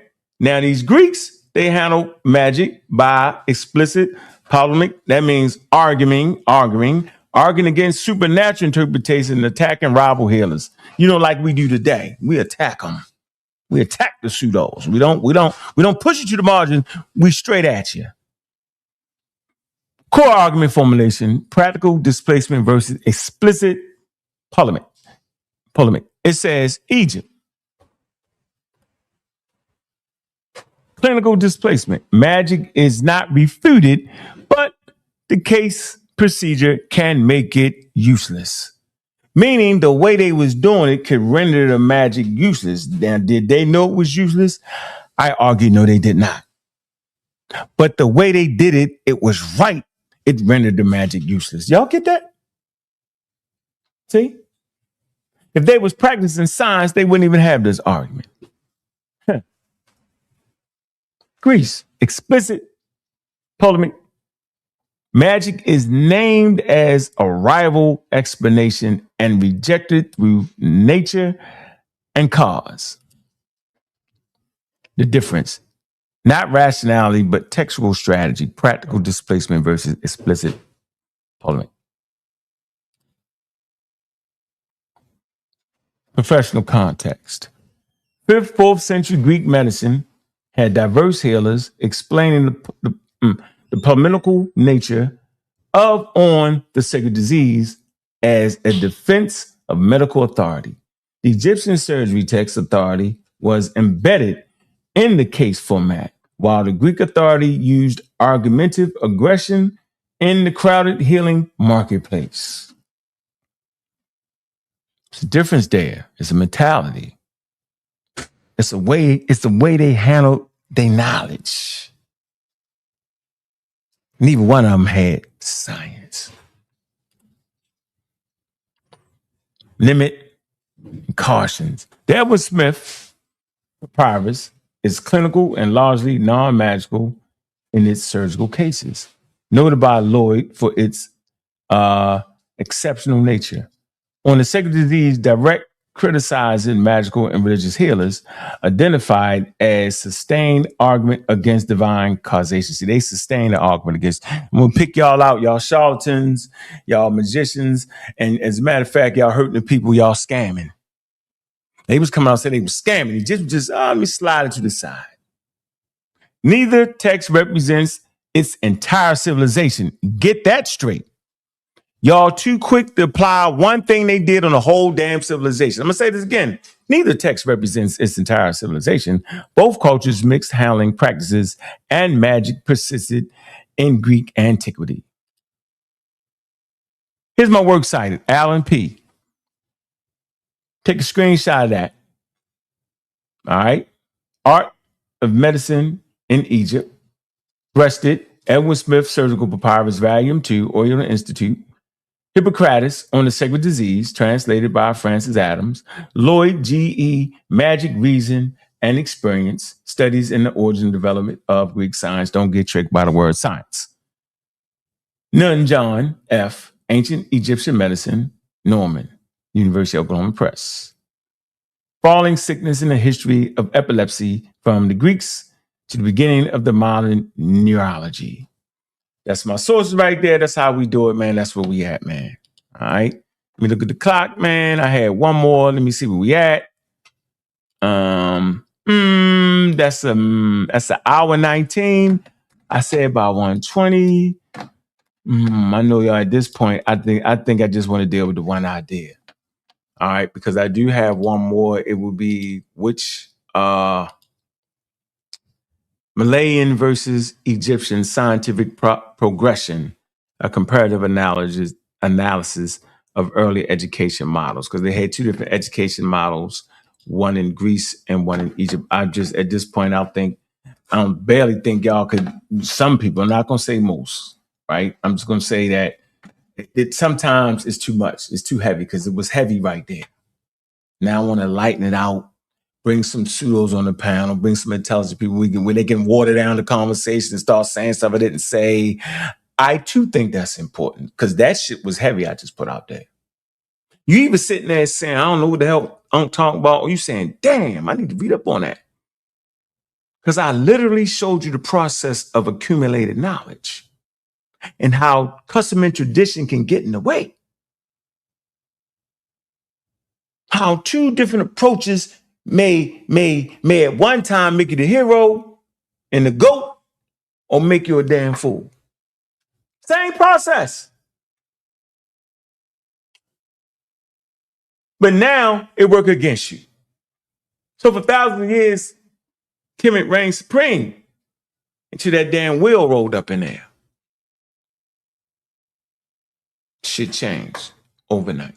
Man, let me drop this link, man. We get this healthy conversation in. Don't come in here cussing. Don't come in over talking. This is not how we run this platform. Yeah, we're not doing this, bro. All right. I'm saying it's about leveling up in your conversation. You should have your sources in your head. If you don't, if you're just a novice with the conversation, have an intelligent conversation. Don't come in here and ask me 1,000 damn questions. Come in here and offer up some good information if you can. All right. I'm not sa.neter. I ain't trying to hear all that. He do his thing the way he do his thing. I do my thing. I'm gonna be fair. Well, really, a fair is where they sell pigs at. I might not be fair. So it's your job not to get kicked out the movie. That means be as pleasant as possible and respectful. We could work it in. All right. But if you come up here with the pseudo judo, slick like, see, ain't nothing wrong with being ignorant because we're all ignorant about a lot of things at certain times in our lives. From moment to moment, we can become ignorant on said subject matter. It's not the issue. The issue is when you ignorant as hell, right? And you argue through your ignorance with toughness and bravado is what get me mad. That's what get me mad. Arguing through your ignorance with bravado. Like you know something, man. You this, you that, yeah. What's going on, Mr. Muhammad? Why going on, Ankh? Why going on? What's good? You know how we do. What's on your mind, bro? Yeah, everything all good. I'm glad to see you up here. Mm-hmm. I want to choose what I say and be very precise. The thing is, Bobby, I know we've agreed, we've agreed on a lot of things. We've disagreed on a lot of things. I really didn't come up here to beef or smoke, but like you did. I really want to come with the smoke as long as it's intelligence. No. I don't like the dog.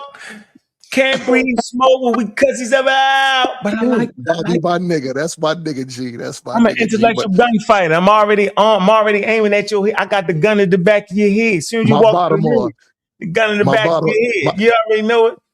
So go ahead. My Baltimore, bro. Okay. Well, like I said, it's not necessarily smoke. Like I'm trying to like really understand on some things that I heard y'all say. So this is dealing with so-called evolution, missing link. You gonna switch the subject? Damn. You know what, Bobby? You know what, Bobby? They switched the whole, like you didn't even listen to the thing. Crazy. You know what? But go you and we argued over the missing link. Remember, I told you that's not even a scientific term. That's wild. That's rubbish. No. I said, Bobby. I said the so-called. It's not so-called though. It's not called that. Stop saying it. It's not called that. So no. This is what I got for you. Hold on. I'm gonna do this for you because I like you. You support me. I know you do, brother. I know you do, brother. And you're respectful at all times, right? Since you are respectful at all times, right? And you are afforded the opportunity to talk about some rubbish in the middle of my damn lecture. So what I'm going to do, I really didn't come from smoke. No. I truly want to learn. I want to learn because. So I'm gonna give you 2 minutes. I'm gonna give you a minute and a half. Here's the clock. Go. I don't need a minute and a half. I wanted to hear you talk the majority of the time. So my question was, if when we talk about science, I believe I heard y'all talk on y'all panel, on y'all stage, something to be observed, an observation. An observation has to be studied and it has to be documented. So when we speak upon science and we talk about, I don't want to say monkeys. I think y'all, hold on, because I'm still learning. Homo habilis and a couple of other baganses or whatever, but I specifically heard y'all say Homo habilis. So my thing is, speaking upon science, If we're saying that we're a distant ancestor of not monkeys, but I don't know if y'all want to say some kind of Neanderthal ape or whatever, has the so-called missing link ever been found or documented? All right. So And you had a minute. that's a quick yes or no. Respectfully, I'm sorry. I'm sorry, Alan. Yeah, but I can't accurate so faulty premise. The faulty premise is that it ever was a missing link. Every human being is a link towards the chain of how things evolve. So there is no missing link. Everything is part of it. Everything is in transition. So that's a false statement. That's an inaccurate depiction of what actually occurs in nature. So there is no missing link. That's a non-scientific term. Even the pictures you see where they graduating from a monkey all the way to human is false. All that's wild. It's wild. Charles Darwin had a tree of life. He didn't have that. So I'm saying I'm not accurate to that faulty premise. And the faulty premise is that there ever was a damn missing link. Ain't nothing missing. It's just fossils that you can't find or don't fossilize. But we see the record. There you go. Hold on. Can you say that again right quick? About the fossils not being what? There is no missing link, bro. No such thing as that. What you have is fossils are the hardest thing to happen. Things got to get fossilized. Animals eat the bones get destroyed, weather, all kind of stuff, right? So what you have is we don't have all the bones of everything that ever lived, bro. Okay, so I want to build. That means we have trillions of shit piled up walking through the streets. So you get that?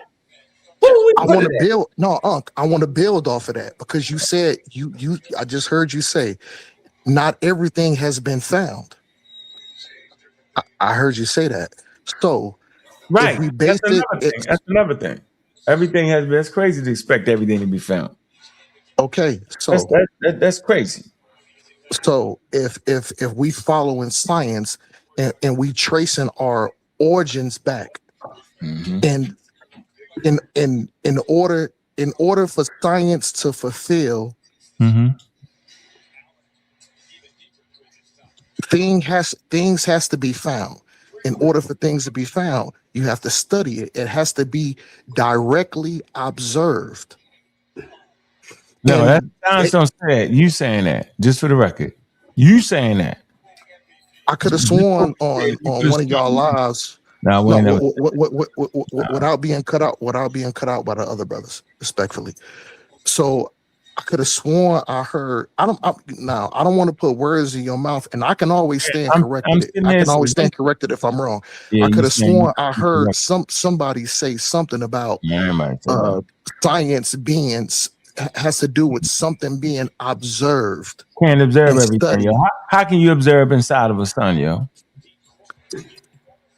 So you hear me? Did you hear me? I'm getting ready to land my plane. Did you hear me? So yeah. So if everything, did you hear what I just said? How they can't observe inside of a daggone sun, yo. So does that mean they don't know what's inside the damn sun? See? So observing, you can't observe everything, bro. So that's not real. So meaning I don't need if a person commits murder. Hold on. If a person can it be corrected? Can it be correct? The very nature of science is self-correcting. So you can't say that. That's science. The Egyptian papyrus couldn't be corrected because it was their tradition. You can't correct something that's not in the system for correction. The system is not available for correction. All right? So science is the very system itself. It's self-correcting.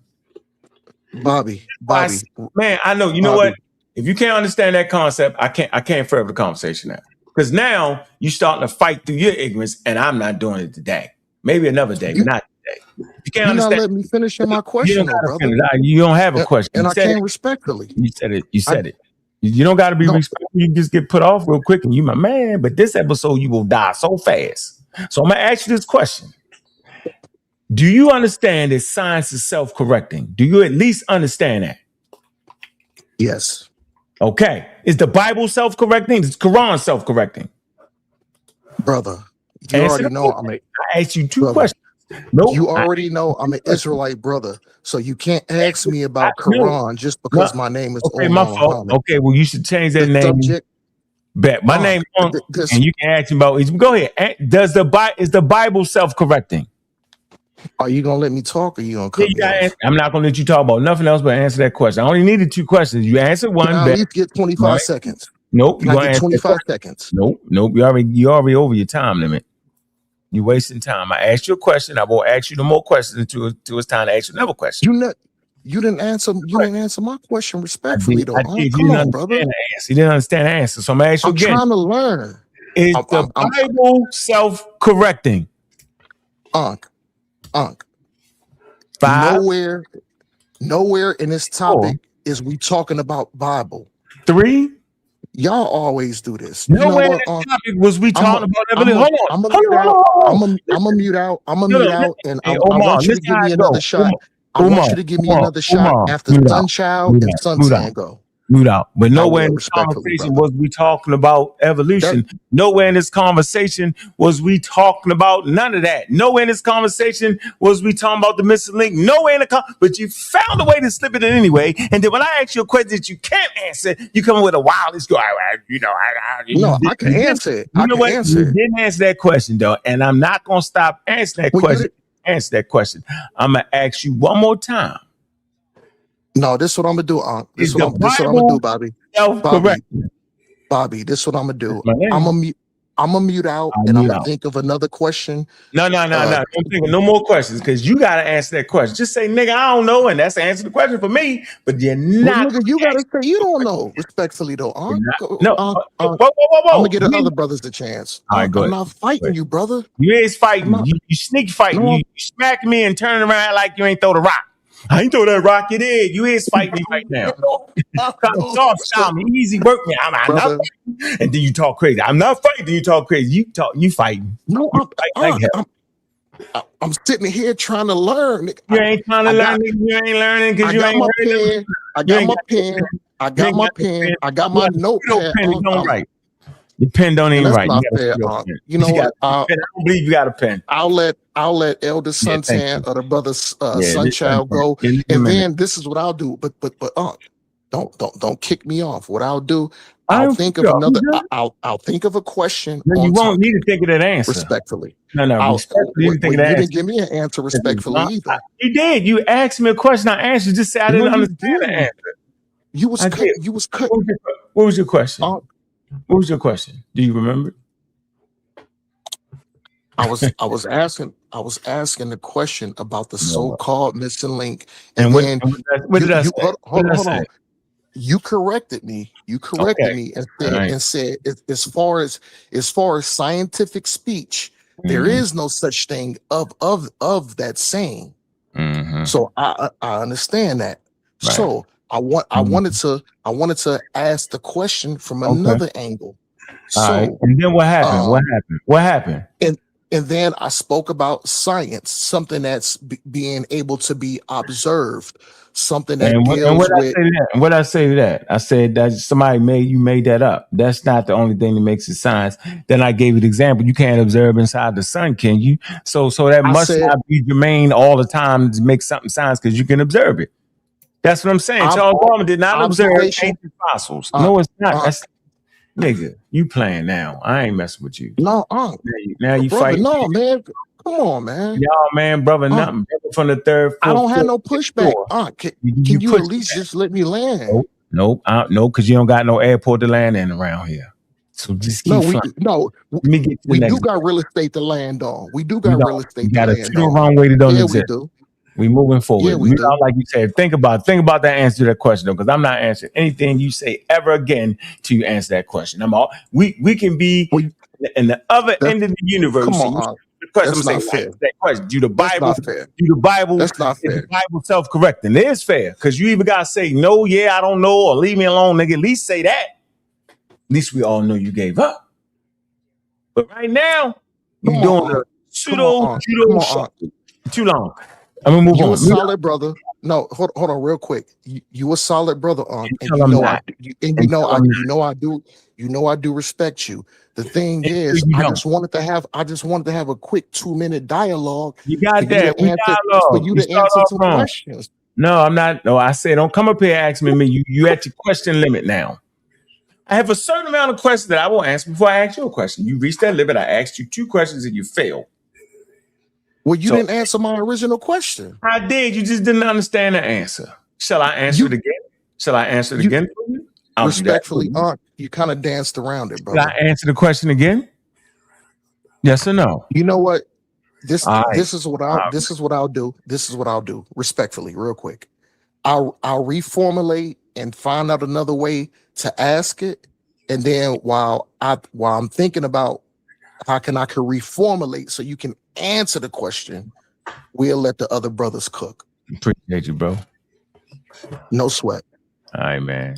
What's up, Suntan? What it do? What's up, Unc? You all right? Man, I'm super gravy.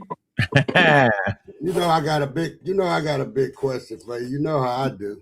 I know how you do. It's gonna have a pseudo beginning and a wild ending and somewhere decent in between. But go ahead. And that's the same for you, my brother. Now that's what you think. What's your definition? And I want to understand, because I think I understand your premise when you say blackology. I'm thinking I made that up, first of all. Right. I know you made that up because I was gonna burn you if you came. How you gonna burn me? I made it up. Oh, but it is a blackology. What is it? Give it to us. What you mean it isn't? I said no, I didn't say that. I said tell us. Let's see. Well, I'll put it out here for everybody to see. All right, go ahead. All right? Let me see. I'll hit my screen. See, I like you, Unc. You teachable. Yeah, I'm teachable, bro. But I know when I made something up when I didn't. Blackology is transformation, explanation of black ecstasy, beauty and intellectual strength, particularly centering black and brown women. It dismantles harmful stereotypes while advancing liberation through black technology and radical thought. More than a framework, it's called to reclaim identity, agency, and genius within marginalized community, rooted in justice and creativity. Blackology redefine excellence, I'm telling Ty, beyond systematic constraints. Well, because I know you, right? And when you say blackology, I'm thinking you meaning, because I never looked it up until you stressed the word. I'm thinking you meaning the religious folks, and they, what they pick and how they try to choose to identify science. That's where I thought your premise was. And I think, am I right or wrong? That what? That my premise is what? That how religious people try to identify science. Mm-hmm. No, that's not. I wasn't saying people who try to identify science. What? Yeah. Because you were saying that, like when they go back to the antiquity and things of that nature, they want to base their science on religion, and they want to base their science on a non-scientific method. So I was just wanted to be clear what you mean, and then you gave the perfect answer. You made it up, so I can rock with that. Because you made me go dive off into looking it up, because your favorite word is pseudo, which really irks me. So it should. Yeah, it really irks me. To the point where you should stop doing it. That's how much. You should stop doing it too. No, I'm not. No, I'm not. It's a pejorative. Yeah, well, the same here. You never seen me bring up nothing, pseudo, that you could say right now. We all do it though. I mean, I would say ignorance. I don't bring up a premise that I'm trying to prove. That's pseudoism. No. I mean, it's just the word. The prefix just means wrong. Definition of that too, because I got it right here. No, the prefix just means wrong, yo. That's all. I mean, it's bringing pseudoism means you trying to make something up, and that's not real. You mean wrong? No, I said you trying to make something up.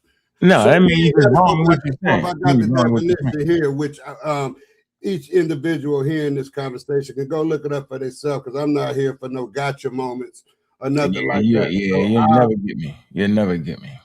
See that I did you a lot, huh? That's where you're wrong. Because never I'm not trying to get you, You but never I can get get you because I trying to choose get not you. to watch you. I'm definitely trying to get you. When you But you can't do it. when you You enter can't this do it. panel, you got that intellectual book gun behind your head. You know, I carry books. That's my Yeah, intellectual gun. and the same here.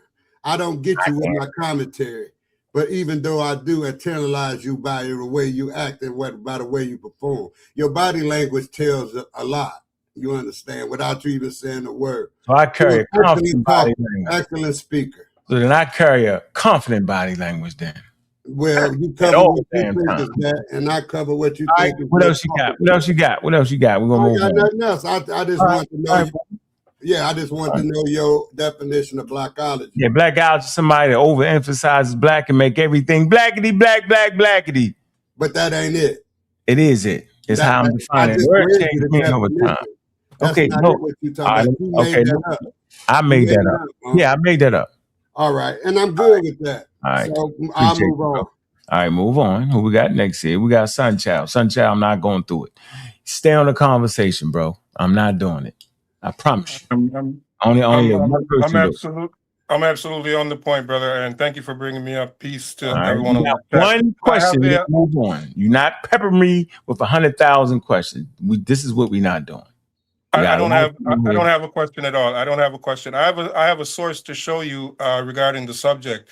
It's from the African Archaeology Review, and the title of the article is "Science, Not Black Magic." It's a very interesting article. If you'd like to pull it up, I have it here. I can read directly from it, or you can pull it up. You can put it in a private chat. You don't know how to do that? Well, if you Google, just Google "Science, Not Black Magic," and the PDF will pop up.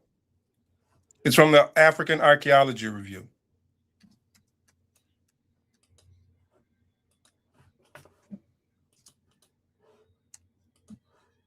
Science, not black magic. Okay, metal and glass production in Africa, right? Yeah. Well, let's start with the abstract. No. What did you get out of it before we do all that? What are you trying to? Is in French too? Is in French? No, only the abstract is in French. It's in English and French. The abstract, but how you gonna read this? How you gonna read it if it's in French?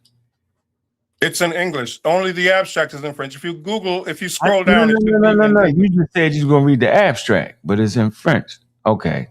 Well, I have the English abstract. Okay, I'm gonna read the abstract and we get out that frame. But go ahead. And my question to you is, what are you trying to say is saying? It's saying that the ancient Africans used the scientific method in their metallurgy and glass production. And you saying what though? Well, it's saying that they had the scientific method in their metallurgy and glass production in ancient Africa, and it gives examples and dates. And you saying what? You're saying this means what? Well, it's going in and it's saying it's making it clear that in the title it says it's science, not black magic, and that's what your show was pretty much about today. That it was a separation of science and magic.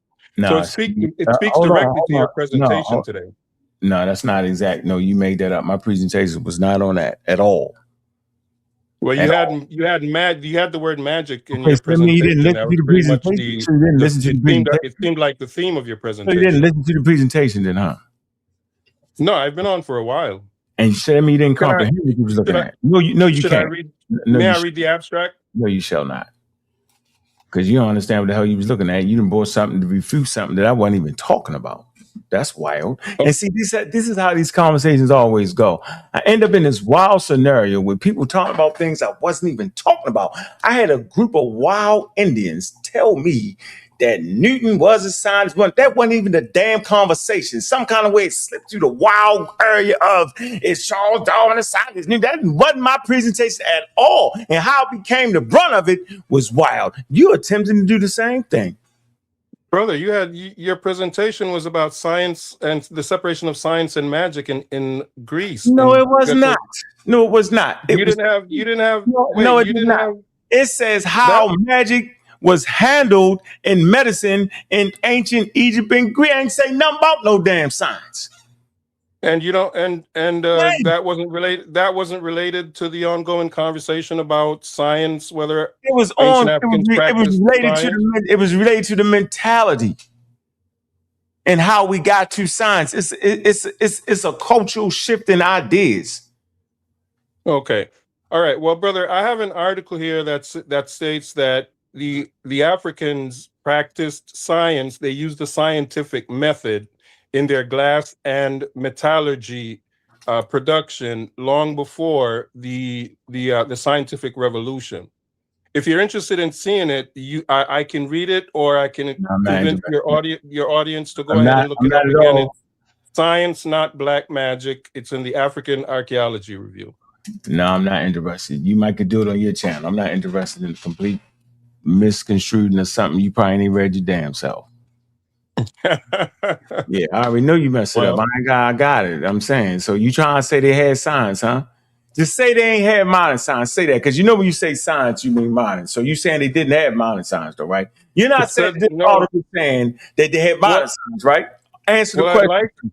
I'd like the article to speak for itself, but I'd like the article to speak for itself. Can I at least read the abstract? You're out of here. You're out of here, bro. I said answer the question. What's the question? Are you trying to say that these Africans had modern science? Yes or no? Yes, that's what the article is suggesting. It's saying that they used the scientific method. If you want to call that modern science, yes, and it explains why Western culture wants to take the credit for the scientific method, and that the fact that these Africans didn't write down what they were doing does not mean that they weren't practicing the scientific method. They were, and they have evidence of it in their glasswork and metallurgy, which they say you cannot create without a scientific method, without the scientific method that was used later on. Now, if you're interested in seeing it, I don't want to argue about it. It is there, and it's perfect for the conversation that you're having regarding Africa and the scientific method. It may not be as modern as you think it is. No, I'm saying this article is not saying that, bro. All right, have you read the article? It's not saying it. It's just saying they broaden what the scientific method is. They do all that to say in a general sense that's all it's saying. You just come. No, that's not all it's saying. I'll encourage your audience, if you don't share it, I'll encourage your audience to read it on your own. And you'll see that it says a lot more. It also, I won't get into it. If you don't want to read the article, brother, maybe you should just shoot me my Cash App back and we could call it a day. How about that? All right, let me shoot that back. How much you send? Let me shoot it back. You shoot it back to me, man, and we'll call it a day. Gotcha. Get out of here. Right. Yeah, let me get that back. Here you go. Unbelievable. Hold on, let me send your money back. Ankh, really quick. I'm in the middle. I want another shot. I want another shot. Because I'm in the middle of sending this nigga his 500,000 back. No, you don't have to, brother Ankh. I was just joking. You don't have to. But I would also 500,000, and then really make my day. And I'm gonna pay my car payment, and I'm gonna give me some gas. It ain't that deep, brother. It ain't that deep, brother. You made it that deep. But I would encourage the audience to hold on.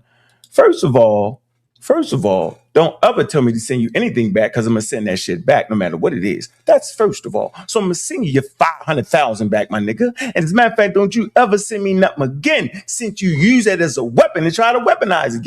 I don't need your 500,000, my nigga. Now, get out of here. The crap, bunch of foolery at all levels always occur. That's the first shot. So I'm throwing shots back. Well, send me my money back if I can't have my way, like a damn kid. For a candy bar. I don't need that kind of support. Niggas send 500,000, act like that's supposed to, man. He really sent $5, so I'm being funny. Tripping. Now, don't get it twisted. When it's in good faith and love, yo, that $5 mean the world to me. But when it's punishment Or you trying to make me do something that I know? I told the nigga I already read the article already. It ain't trying to say that. Take you 5 minutes to read the damn article. Ain't that deep. No, it ain't saying they had minor science. Man. And it's one paper. One paper don't move me at all. One paper don't move me at all. Never have and never will. You can't do one paper scholarship. That's one person idea. Let me see who wrote the article while we playing this ignorant ass game. Because it's a wild game at this point. Constant wildness. Constant. Now, let me show y'all something. Let me show you how y'all work this right here, man. Look. Strength of a paper.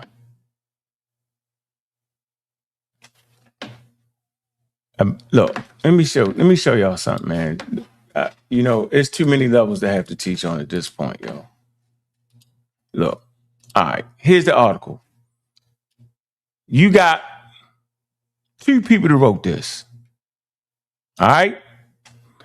Foreman Bandama and Abidi Babu. First of all, look, I'm not doing that. All right? We're not doing the 2 people made a paper and throw something in there. That's not what we doing.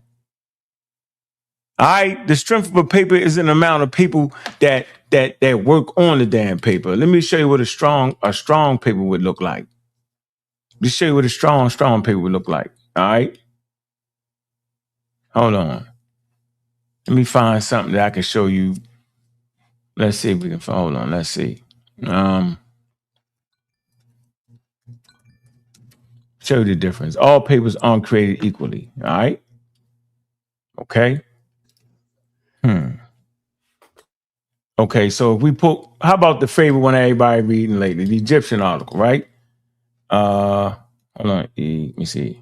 Let me show y'all something. Let me see.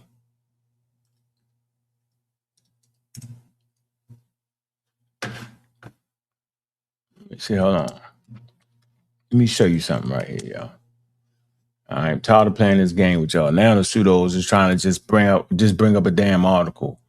All right, see this article right here, yo? This is a strong article, right? Whole genome ancestry of an old kingdom Egyptian. You got 1, 2, 3, 4, 5, 6, 7, 8, 9, 10, 11, 12, 13, 14, 15, 16, 17, 18, 19, 20, 21, 20. You got a host of people on here. All right. And a lot of them we've read, like Joel Irish, we read his work. sa.neter, we read his work. I bet you if I start peering into these people that wrote this particular article right here, you know what I'm saying? They're going to be some wild guys just being super wild. Maybe not. Y'all get my point, though. That paper ain't one of them strong papers that I would bet my life on. All right? All right? What you do have here is people trying to reconstruct and then go through their sources and do all that. I'm not doing all that. What I'm not going to do is I'm not going to sit here and let somebody play a wild game with me. This is what I'm not doing. See, I'm not doing that. I'm not allowing that. I'm playing no game with me. The audience leave. Oh man, he had a paper. I'm getting to read it. No. That's not a strong nothing. That's not what that is. We're not doing that. There you go. Sunchild is out of there. We got the blackmail up here. All right, go ahead, Ashay. No. King J was next. What's up, King J? Talk to me. What's good? What's going on? And again, you know how we do it. You already know. Laughing at the buddy that just spoke on the metallurgy. I wanted to speak on that for a brief second before we get back on topic. I know that's one of Say's point that he actually brought up in the debate with me was the metallurgy. But to me, and I brought it up in the debate, that just shows the metallurgy to me is an example of empirical knowledge, which is basically based off of trial and error. To be specific in regards to that metallurgy, they looked at that furnace as the womb of a woman. It was a living entity. It was shaped like to the body of a woman. The blowpipes were the actual legs, and the people were actually required to practice abstinence. Right? You can have sex, because it was considered as you were committing adultery against the furnace. This is crazy, and to call that science to me, I just want to understand how you could know this and call that science. I don't know either. That's crazy to me. But just to get back on point in talking about the Heka and the rituals and stuff, I don't see in any, even within the Edwin Smith papyrus, they like to bring it up a lot. If you look at the back contains the actual spells and the actual rituals. Horus is responsible for everything. So, like, if you actually read it, they do a lot of rebuking, or what you would call in Egyptian a sarek, right? A sarek is an actual proclamation where you command the spirit. You see a lot in the Bible where Jesus rebukes the spirit to come out of them.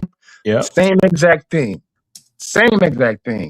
And they're giving the power to Horus in Egyptian culture, right? Mm-hmm. So when say the priest, you have a shattered head, the priest would place his hand on your heart, recite a formula, and give the power of Horus to heal your bones.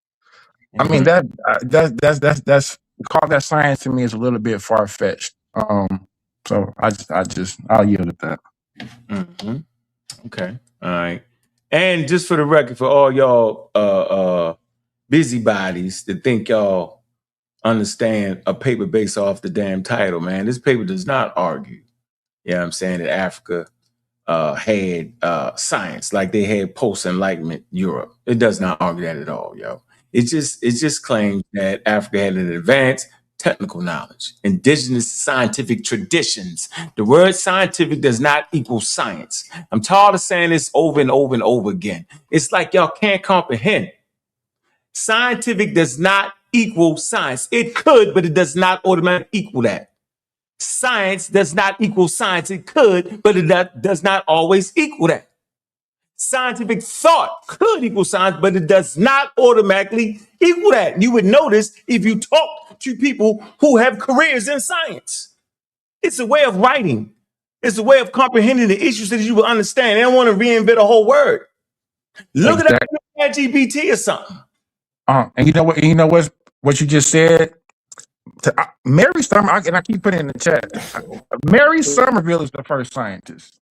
To be technical correct, there is no scientist before Mary Somerville, and that is based off of Williams Woo, whatever his last name is. He coined that term based off of her writings. Right, it was a joke. It was almost like a joke or something. Yeah, exactly. So That's a European that's 1833. It's definitely a European concept. Yeah, These man. people had indigenous knowledge that allowed them to create metallurgy, some of the oldest. What the hell is wrong with that? I don't get it, man. These people had a way of knowledge that allowed them to produce great metal weapons, metallurgy, before they talked about science. I'm confused at this point. They had their tradition, they had their customs in it, they had all that in it. They had a way of gaining knowledge. What's wrong with their knowledge? Why it was the level. Yeah, I agree, nigga. What's up, Ashe? I was wondering how long that was gonna go on. You're a funny guy. You're a funny guy, man. At this point, all y'all supposed to do is laugh at him, man. It ain't serious at this point, y'all. Stop taking it so serious. Don't let it get under your skin, man. It's just Brother Ankh. How you doing today, Brother Ankh? I'm doing all right, bro. What you have to add to this intelligent conversation? All right, man. I want to address King J. First of all, Mr. King J's on the loser streak. I got to put that out there to the HOK to know. King J's on the loser streak. Obviously trying to line up with whatever information Ankh is coming with and producing. It's not getting you far. And the brothers, they not feeling you in the African community right now anyway. So you're almost homeless on the conscious level. You consciously homeless right now. You consciously homeless right now. But we still love you at the frontier. Now, when it comes down to them treating the furnaces like wombs, that's fine. What if they model the tank after? Hannibal's elephants, right? When you see when we see the crane out there in construction. Yeah, you got too wild. That's why they this real talk. This real talk, man. That's why they looking crazy, man. So real talk, man. Hey, the internet gods don't play. When you got wow, you was like the elephants and tanks. The internet say,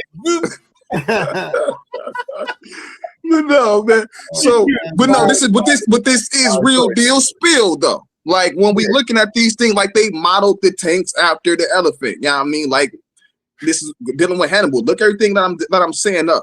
So this is the model. This is just the model. You cannot take away from the repetitious method that they had to go through to come to the same conclusion over and over and over and over again. As a matter of fact, in my debate, when the anthropologists came and they was like, man, make us one of these furnaces. They said these people were able to make these furnaces not off of a blueprint, but because they were actually able to maintain and keep it orally. Now, just because I don't have a blueprint and I write it down, does that mean that I don't know what I'm doing? And now you're going to negate the science from what I'm doing? I mean, you can't do that. That's not fair. Hold on, wait, I'm not done. Anybody else get talked over either. Now, when we go over to the Heka thing, now I appreciate the level of literacy that you bring to the conversation. You got a little bit slick, Shay. I wasn't cutting you. Got a little slight slick. I'm ignoring that though, but go ahead. Oh no, I ain't get slick. I mean, no, you can rebut me, and I don't mind. I don't mind your rebuttal, but just let me get through it, please. I ain't trying to be long-winded. Now, go ahead. When it come down to the Heka thing, I appreciate what you be bringing forward, brother. Like I really do. You're right, because when it comes to some things like that you can't prove, you got gets extreme. But let's not act like this Heka negated. Let's not act like the Heka negated any actual science that took place dealing with those papyrus. Now, if I do a surgery on you and then I pray on you afterward, do that take away from the surgery? That's my only question. No, I actually said that in the slides. I said that what they was doing was correct, right? And so it nullified the magic. You get that? Right. That's where I'm at with it. But but they ain't know they was nullifying the damn magic though. But what y'all are hold on. I don't got it. Magic. Hold on one second. Because what you are calling magic, you can't jump into the conversation like that. Hold on, you can't relax. You spoke at the damn museum anyway. You left you damn early. You spoke at the damn museum. Hey, you know that's why I came up here so I could show you some pictures and stuff. Bro. All right, I want to see them pictures. All right, go ahead. But no, because what he was about to hint on was very important. Because what you is calling the magic is the Heka. Don't hate and the Heka. Don't hate. Oh my God, bro! Take that down, man. What is that? Don't hate Mount Olympus. Don't hate. I keep telling you. Don't hate. Stop hating. It's Mount Olympus. Goddamn it. Hey, yo. Yeah, I know. So that must be a statue. That must be a statue of God energy or somebody back there, the deity. Yeah, I don't know, but it's Mount Olympus. It's real thin up there. Now I'm extending y'all the daggone. I'm extending you the rope. I'm the ladder. All right, don't play with me. All right, let's get back to it. Go ahead. Then y'all know this is deep, y'all. This is deep. Yeah. Now, I'm a Titan myself. Yeah, I mean, I could like if you were God in Olympus, then now I'm a Titan. I got to take it down. But anyway, let's keep going forward. That's not taken away from what they did. Now, did they have modern science? No, they don't have modern science. But did they have science at all? Yes, they had science. It's proto-science. Science, yes, it's science. It's proto-science. Modern science, of course not. Hence the prefix. Correct. Getting better. So, let's just we ain't gotta play games or be fantastical with this stuff. We don't gotta do that. And King J, you lost your debate so bad because now you trying to get close to Ankh and scoot next close to Ankh because Ankh then brought in this modern science into the argument. Our argument was is there such thing as African science? Not is there such thing as African modern science? Did the ancients that wasn't our debate, bro? We got to freeze now. Listen. Exactly. And go ahead. Hold on a minute. No, you want to respond to him? Go ahead, King J.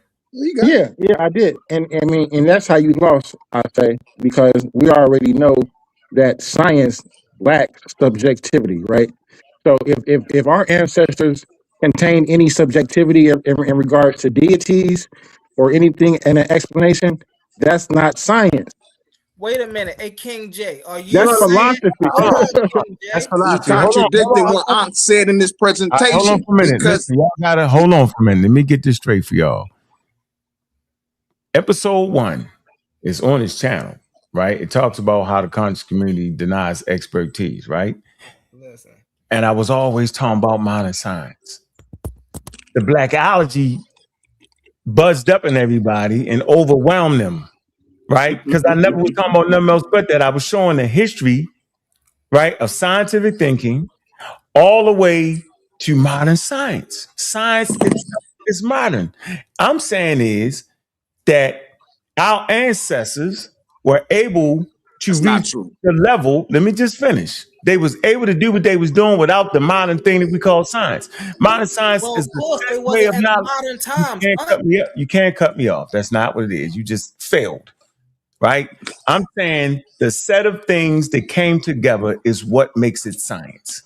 If you leave out any parts, it's not that. The same way with Egyptian knowledge, there's a certain thing you have to do to have Egyptian knowledge. The Greeks didn't practice Egyptian knowledge, right? So it's a cultural thing. Science is not a cultural thing. It's ideas. It's serpent. It's luck. Exactly. You It's can't crazy. say that. That's And craziness. when you start Hold on, putting no, the wait. cultural Before you lens, piggyback We that, got to let humble go. We got to let humble go. All right, really fast. I want to point out. Where the picture to the damn museum, man? Because the museum ain't said nothing of that shit. I got the pictures on the phone. I'm gonna send them to you. I'm gonna send them to you. I'm gonna send you some stuff too, Ashe. But I seen your Facebook. I seen some stuff on Facebook. Oh yeah, I'm gonna address King J and then I'm gonna address King J. I'm on Mount Olympus. You can't address me. I can't even hear you. Ridiculous, man. Why are you talking about the Edward Smith papyrus, right? But yet you don't mention any of the detailed trauma cures cases that it studies, right? It studies it got studies on the spine, the upper body, the brain, the neck, the legs, the liver, the heart, the lungs. Why you don't talk about none of that scientific stuff? That's in the Edward Smith papyri, showing that they was actually doing surgery on this stuff. They wasn't just praying, oh, well, let Ra heal his body. No, they was actually studying these things. So why you don't want to bring that part out about the Edward Smith papyrus? Like, you terrible, bro. That's disingenuous. Terrible. Wait, you don't know. So Egyptian traditional knowledge wasn't enough to do surgery, huh? You can't do that with Egyptian knowledge, huh? What? Hit him with that left. You ain't see that left.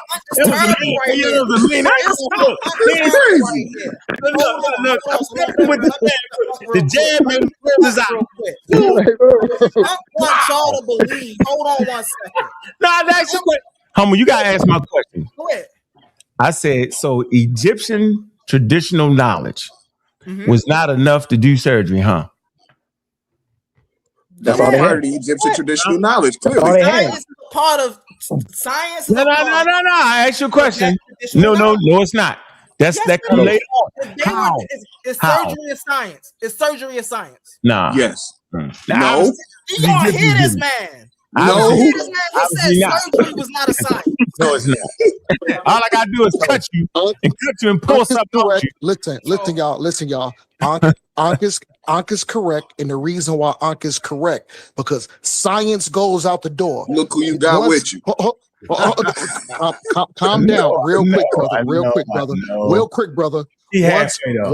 Once you administer the antidote, and the healing is done.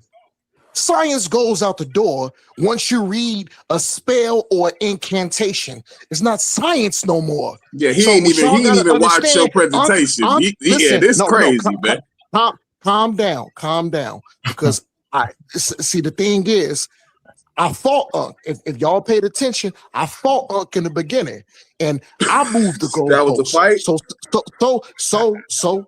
Salaki on that. I was wrong. Now sticking to this subject, science goes out the door once you administer medicine and you read a freaking spell behind it, and that shit ain't science. That's some old Shambhala. So that's some old Shambhala alchemist type of thing. So what was your boy doing in the Bible then?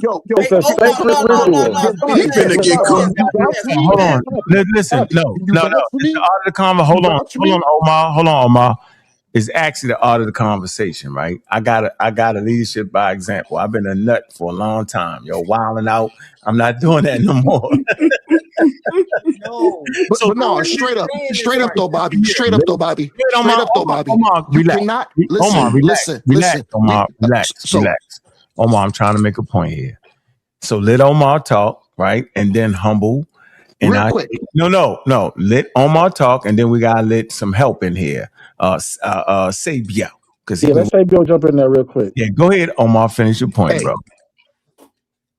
Good looking out, Bobby. I ain't gonna crash out like that. But good looking out. So this. Go ahead. I appreciate you giving me the floor. And you know what? Salakia to the brothers, because y'all was cooking, and I did hop in kind of hot, and I did cut some brothers off. So I do apologize for that. But I just want to make I did want to make a quick point. Mm-hmm. So here's the thing here. Science goes out the door because somebody has an ailment, they're hurt, they're injured. You apply the medicine. Once the medicine is applied, that's all. Hold on. Once medicine is applied, that's all that needs to happen. You can't come behind medicine and then read some spell, read some incantation. Science is out the door. Let's even use modern medicine. Let's say I got the flu. I go down to my local CVS, my local pharmacy. I go get a shot. Now, is you telling me because I go get a flu shot, the doctor is gonna read some freaking spell behind that? Science goes out the door after that. So you can't validate that point. Once the remedy is administered, there's no reason to read no spell. There's no reason to read an incantation behind that. And y'all got to stand on that. I'm done, Bobby. Thanks for giving me the floor, brother. Yeah. Since Humble not here, may I respond? Oh, he is here. Yeah, what's up? Hold on. Number one, I gotta respond. No, you gotta let Sabio go. Then y'all go ahead, Sabio. Go ahead, bro. My apologies. What's Sabio? So what's up? I appreciate it because you keep your foot on their neck and you keep trying to get these people to understand that there's an accumulation of this subject, of this discipline we call science, and that these ancient cultures had what they would call those people at that time would call applied knowledge, because it was applicable to their world and it helped them navigate the environments and the situations that they were faced, no matter if it was on the medical papyrus, the Edmund Smith, the Rhine papyrus, no matter if it was an astronomical calculation, it helped them understand and navigate the three continents that they knew as the known world: Africa, Asia, and Europe. Those three continents. They didn't even know that. They didn't even know that. Chill out. Because I've been sitting back listening. Man, calm down. Go ahead. I'm calm. I've just been sitting back listening, and the misrepresentation and the disrespect of these people's cultures and their knowledge, I can't continue to allow. Yes, Africans and the continent of Africa has some great inventions, some great things that came up out of them, but we cannot equate that to modern science, because at the end of the day, when their answers ran out, it was to the whims of the deities, the winds, the gods, whatever. It wasn't to no natural explanation. And this is why you guys are not even in this conversation, because y'all don't really understand these people culture. Y'all say y'all love them, but if y'all really love them, y'all will give them the knowledge that they had and leave it right there. Go ahead, Humble. All right. So can you share my screen real fast? I was going to deal with King J, but I don't even need to deal with that. So I'm gonna just move right on. I only do 3 screen shares outside of mine. So this is the second one. Yo, don't worry about it. I could read it. It don't even matter. No, go ahead. So we were just dealing with surgery as science, right? So surgery is indeed a science, a branch of medicine grounded in the biological, right? Anatomical. Hold on. Let me get to the screen so I can read it. Anatomical and physiological and pathological science, as well as in evidence-based research. So surgery is indeed a science. Now you gotta stop right there. Have you ever seen? You gotta stop. We want to stop right there. You gotta stop right there. We gotta stop. We gotta make sure you comprehend what you just read, young man. Surgery is a science. What do you think you just read? Put that back up there. Surgery is a science. Now, let me show you what you should have understood out of it. Put it back. Oh, he's terrible. Go ahead. Put it back. Let me see it. I want the community to see this. Let me show you what I seen as opposed to what you saw. All right. Now, what I see is surgery as a science. It says surgery is indeed a science, a branch of medicine grounded in biological, anatomical, physiological, and pathological sciences. So first of all, I know the Egyptians do none of that shit. So he can't be talking about ancient cultures at this point. It can't be. Now watch this. As well as in evidence-based research. They did not have evidence-based research. That's not what that is. Right. No evidence, research, no modern tools. Go ahead, Bobby. No. Let Bobby finish reading that. Let me finish. So my comprehension, right, makes me see that 1, they're not talking about ancient cultures at all. 2, they're not disrespecting ancient cultures, but they're talking about modern times here. Biological, anatomically, physiologically, pathological sciences. So they're not talking about nothing that was in the ancient past at all. They're talking about modern times. While it demands, watch this. Now watch this. While it demands technical skill and hands-on craftsmanship, right now, that's the Egyptians. They had technical skills and hands-on craftsmanship. Right now, watch this. Modern surgery is increasingly grounded by scientific principles, clinical evidence, and technical innovation. So the only Egyptian I see right here is right here. While it demands technical skills, they had that, and hands-on craftsmanship. They could do that. But modern surgery, right? So that's how I'm comprehending that article, bro. You gotta take your time. So listen. He skipped the very first sentence and gave y'all a bunch of flim-flam. Science is indeed surgery is indeed a science. He wanted to skip that and give y'all a whole bunch of rest of the flim-flam. And when he tried to come on, so I have a track record. You know, I actually have a track record of being honest. So what I'll do for you is we'll just put that sentence in ChatGPT. You're stating that is basically saying that the Egyptians had that type of surgery. Am I correct? Get it straight now. Don't fumble the ball. Yeah. Humble fumble. I'm start calling you humble fumble. Humble fumble. We here with it. Yeah. Okay. All right. So what I'm gonna do is you're basically saying that hold on. The Cometians did surgery. The Cometians did surgery. Humble. Nobody is arguing that the Cometians do surgery. Oh my God, bro. Nobody arguing. Hold on. So what is y'all doing then, bro? What is y'all on then? No, it's the back end. I say it's the back end. Humble. Now, when the Cometians did the surgery, did these niggas not read a spell or incantation? And that's another thing, bro. I need you to stop. No, answer my question. I got you. I got you, Omar. Hold on. I wanted y'all talking over each other, man. Did they read the spell? Did they not read the spell? You ain't never give him the floor, though. After Salaki, but still answer my question. That's yes or no. What did he say, Yakimi? What did he say, Yakimi? I don't know what he up here saying, bro. I wanted to speak to that too. You know what I said? I said Salaki just means like my fault, my bad. You said salami. You said salami. I thought No, you said. Salaki. I ain't saying no fucking salami. Don't say that. I say, come on, bro. Be genuine, brother. You know I didn't say that. I said Salaki. So I can land my But plane. I understand. Nobody wants to answer my question. Hold on, I got you, Omar. I'm coming right to you so I can land my plane. So Omar, we can't sit up here and act like. So let me take this down and pull something else up, right? So Omar, we can't sit here and act like the placebo effect is not a real thing, right? So we can't sit here and act like, hold on.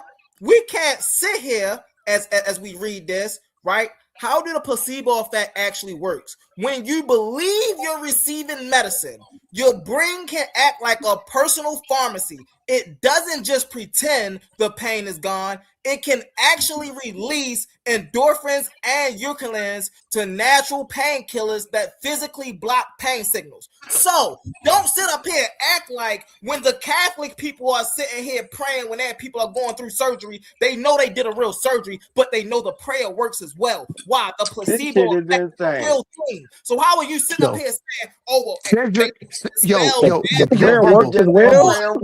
Humble. Hold on. He said Omar. No, please don't cut the brother off because I'm supposed to speak next. Come on, man. Everybody got to stop, man. What y'all doing? Don't sit up here and act like there's not such thing as a placebo effect, and that even chanting. Now, how do we switch to that though? Believe I don't respect that the effect is working can actually I cause can't more respect of that. a beneficial effect. I land No, my plane. the hold on, because he said humble did say Omar. Nah, it was my turn to speak, brother. Go ahead. Hold on, real quick though. Hold on, real quick though, brother. Your Ankh and Cedric. That was word salad. What Brother Humble Mystic said, and respect to the brother. But my question was, once you administer the medicine, does the spell incantation makes the medicine work or not? And we all know the answer. No, it don't. It don't make it work. We know that. So guess what? The spell or the incantation don't mean a goddamn thing. It's all about the science behind the medicine. I mean, cool, it don't. It doesn't. And I'm cool, done. it doesn't. Yeah, it doesn't. yeah. But what you fail to realize. Over. Hold on, wait 1 second, over, bro. I'm not doing that with you, though, bro. Tighten that up. Salaki, go ahead, brother. Salaki, go ahead. So can I clear something up real quick? No. What's happening here? Go ahead, Alshay. This is craziness, man. These guys, we need some Kemet in here, some Ma'at. But what I was gonna say, man, was that what dude just said is craziness. Omar, I know what he just said is craziness, and to hear that from a Hebrew Israelite is even crazier. Now, Ankh even said it. Just because if you got the right procedure, stop it, brother. You're out of control now. You're out of control, bro. Let that man speak. Like the brother Ankh even said, if you got the right procedure and you done laid down the proper practice, just because you hit a little spell, a little chant, prayer, whatever, blessing, whatever you want to call it at the end, that don't make your procedure and whatever scientific that you contributed, that don't make that null and void. That's not what that does. If I do a whole surgery on you right now, brother, and I'm a Christian doctor, and I prayed to my God that my practice work out for you.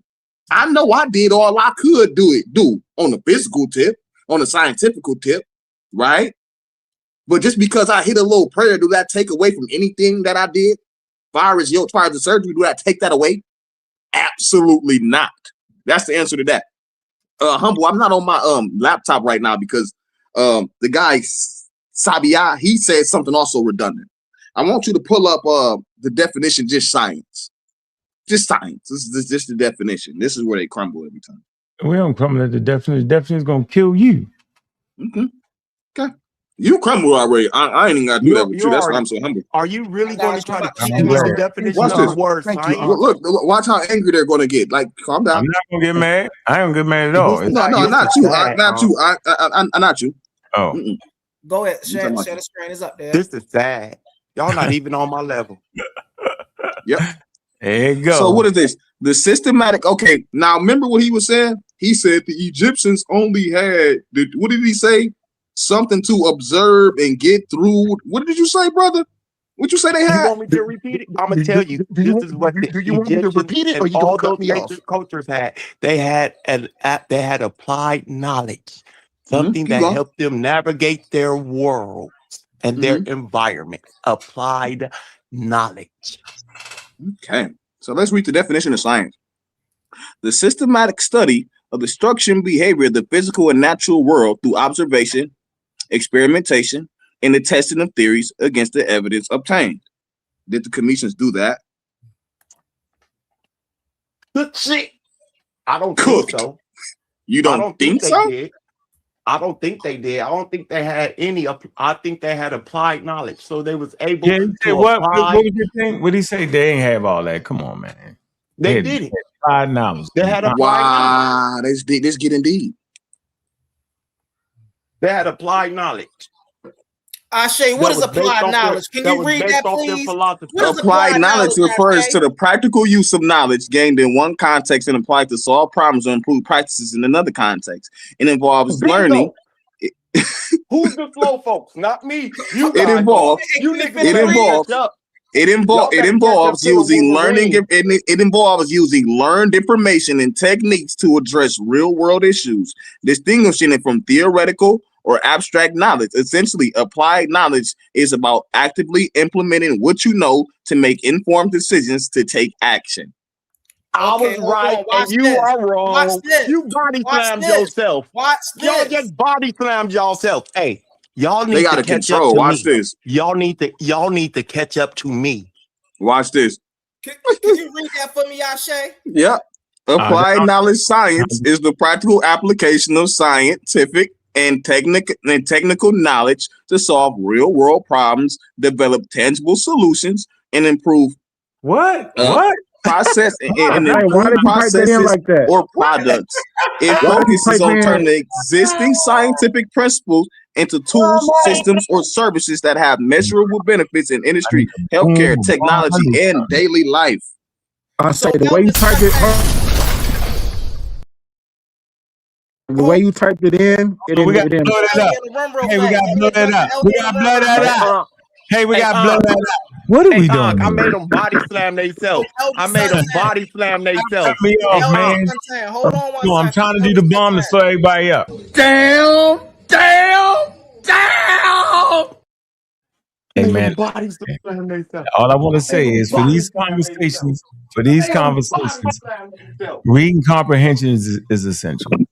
First of all, the question is applied knowledge science? Like, is applied knowledge science?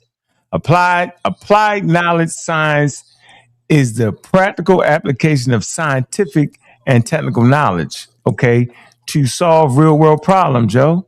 I agree. Remember I said the word scientific doesn't equate to science.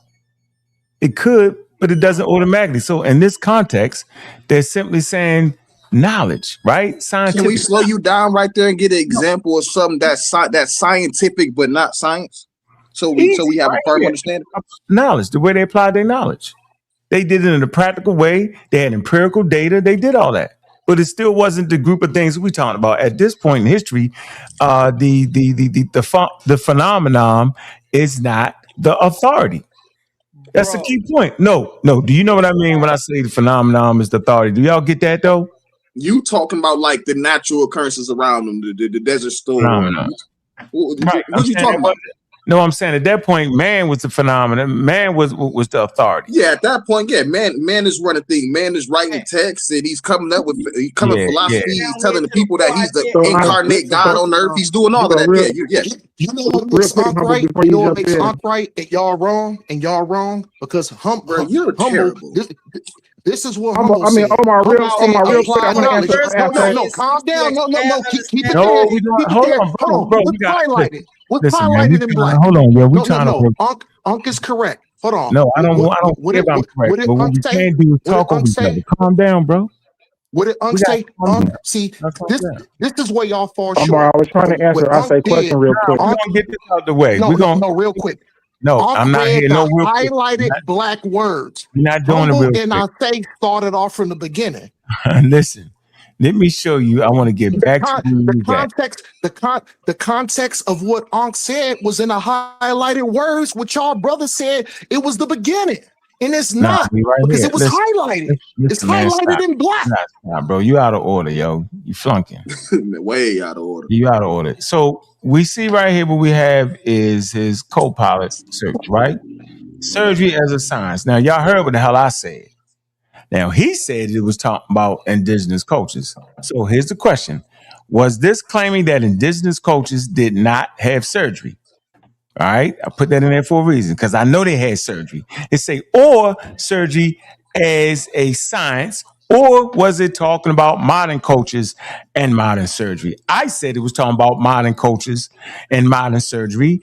And I was saying, yes, you can have surgery without science. The answer is no. That screenshot is not claiming that indigenous cultures did not have surgery. It is making a modern disciplinary claim about surgery today. That's what I said. Surgery is indeed a science, a branch of medicine and biological, anatomical, physiological, pathological science, as well as evidence-based research. That's a statement straight from the paper.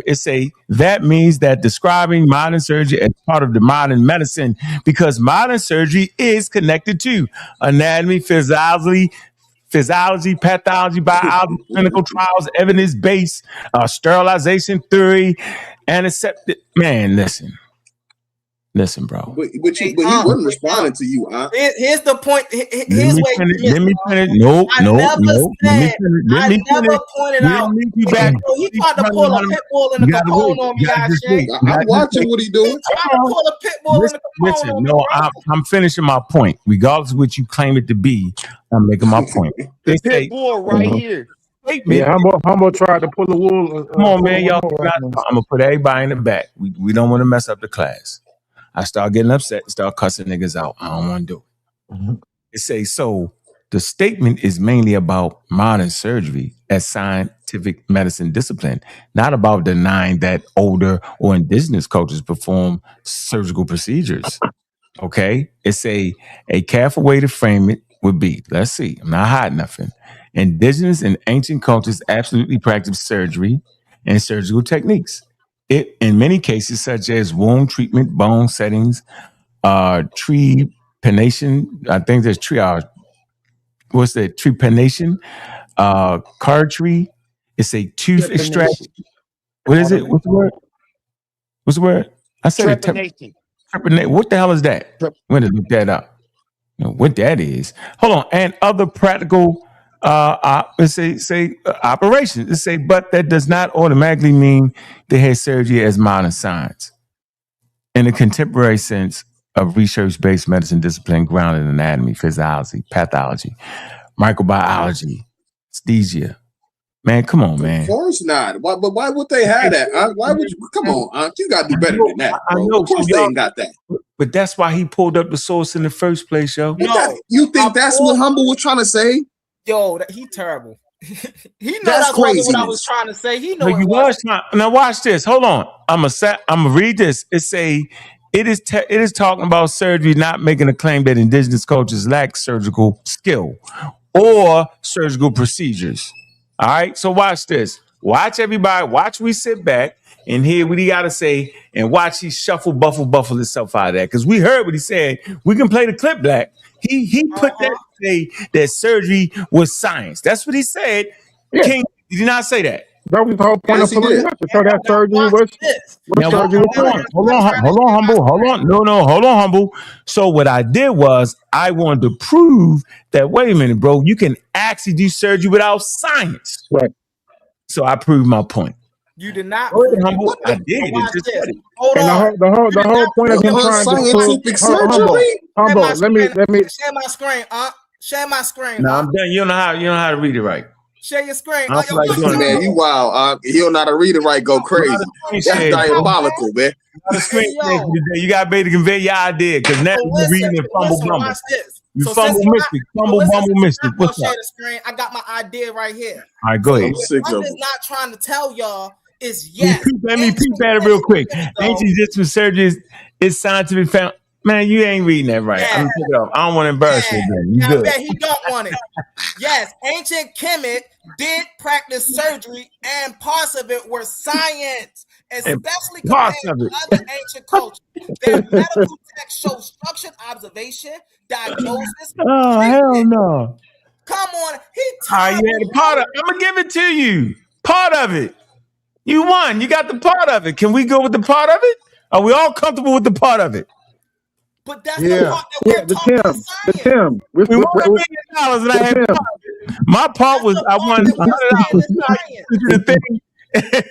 Everybody won $1 million. We be 10,000 people, and we only get $20 a piece. It's like that. You get your $20, yo. You good? Don't worry about it. And they said them niggas had part of it. They had part of it. They didn't know that if you cut that leg off, it wasn't gonna grow back. They had part of it. Man, you wild. You wild. What's going on, Black Mill? What it do, man? Black Mill. Yeah, bless to the panel. All respect him. Bless him up, man. Bless him up. Yeah, man. Yeah, I just wanted to add something to the reasoning, you know. I add that to the reasoning. Yeah. What I was saying is the isolating of herbal properties, because what you were speaking of, which is like the cultural practices of Africa, which is like what is called plant-based medicine. You know what we'd call plant-based medicine, coming from plant-based medicine to synthetic medicine, you know, and that's where the change is, and that's what Ankh really is talking about, because our ancestors wasn't really doing synthetic medicine. No, which is what holistic health. I would call maintaining. What's that? I said holistic. It'd be holistic health and healing. Holistic. That's some of the names they call it. I would just say from plant-based medicine. I would just use that term instead. Coming from plant-based medicine to what we call, you know, synthetic medicine. That's what we have now. Maintaining consistency from what, like, for instance, penicillin or penicillin, which is like the antibiotics. All these things was just discovered in 1930 and 1928. So, you know, it's still part of the scientific revolution. We're still in the scientific revolution. They did it luckily too, though. It was luck, though. So they ain't even they luck. That was serendipity. And we just talked about that yesterday, didn't we? About the beer fermenting, and then them pouring down the wound and come, you know, as an antibiotic, but they didn't know what they were doing. Yeah, they ain't know what the hell they was doing. Is the irrigation system? Is the irrigation system scientific? No, it's technology. Irrigation is technology. Farming is engineering.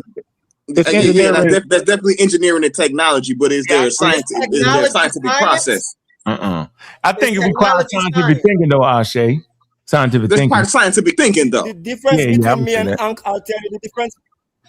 The difference between me and Ankh, what I would say the difference in my thinking, because when I listened to you a while ago, you said that we should move away from the traditional medicine of using the herbs and these things. Because I'm raised in the Caribbean with traditional, we still practice this tradition, and I'm Rastafari, so trying to stick to naturality, right? So my thing is, and in science, is being open-minded. That's what really science really means. You know, you have to be open-minded in science, because I could come up with a theory or a thesis tomorrow, and it could be proven through hypothesis and experiment and all these things. So we mustn't doubt ourselves, you know. And we're supposed to be getting the equipment that these people have right now to do what they're doing. That's how I see it. So I still believe that the herbs, it won't cure you immediately, because it's the reason why they changed from the plant-based medicine to the synthetic medicine is to maintain that consistency that the herb loses after a time, right? Because you have to constantly use it. But if you're using the herb and you could maintain that consistency and everything, you could do what it just would take more time. That's just how I see it. So we're based in prevention is better than cure. So instead of you eating all that junk and, you know, stick to the natural foods and try and eat more natural food so you could stay away from all that cancer and all that, you know. This is cool. It's botany science. So hold on, because what's going on, and it's unfortunate because y'all just read a source and the source didn't fully agree with y'all, and now y'all are asking questions about things that we will admit that are what we will consider, or what the scholars or the consensus or what the world of scientists will consider proto-science. Yes, these people had forms and things that would later lead to what we consider modern day science. Yes, they had technological advancements. Yes, they had tools. Yes, they had surgery. Agree with us without agreeing. No. Yes, they had botany. And yes, they had agriculture, which is all in the scientific arena, which are actually all science. Chill out, because I've been listening. And I haven't interrupted any of y'all. Please don't do that. Ahead, so bro. what I'm trying to get y'all, what y'all need to do is understand that at the end of the day, those cultures that we're talking about, when they ran out of answers, they gave it back to the God. Yep, they made it up. Yeah, it's all right. That's all right. That's part of their culture, though. I ain't knocking it. Y'all knocking it. That was part of their culture. I like what they. Listen, we got the point. My point. What I would like to that, add, real fast. yeah, I I got the appreciate point. that from them. Hold on, real fast. If I could say this. No, you can't. You can't be real fast, man. That's Baltimore. Real fast. It ain't real fast because you cut me off. It's called. Why don't you say, "Let me cut you off"? Let me cut you off. Do that. Say that. Don't say real fast. Listen, I'm just trying to get the brothers and sisters to see, respect their ancestors for what they actually did. Mm-hmm. And that's my job. Okay. I want to always tell authentic history. If we didn't have it, we didn't have it. I think Black Mill made a great point. Mm-hmm. Herbs still work as they did in the past. They're just less effective based off of environmental pressures, zoonomic transfers, and 9.1 billion people on Earth, right? But I gave an example in my presentation, right?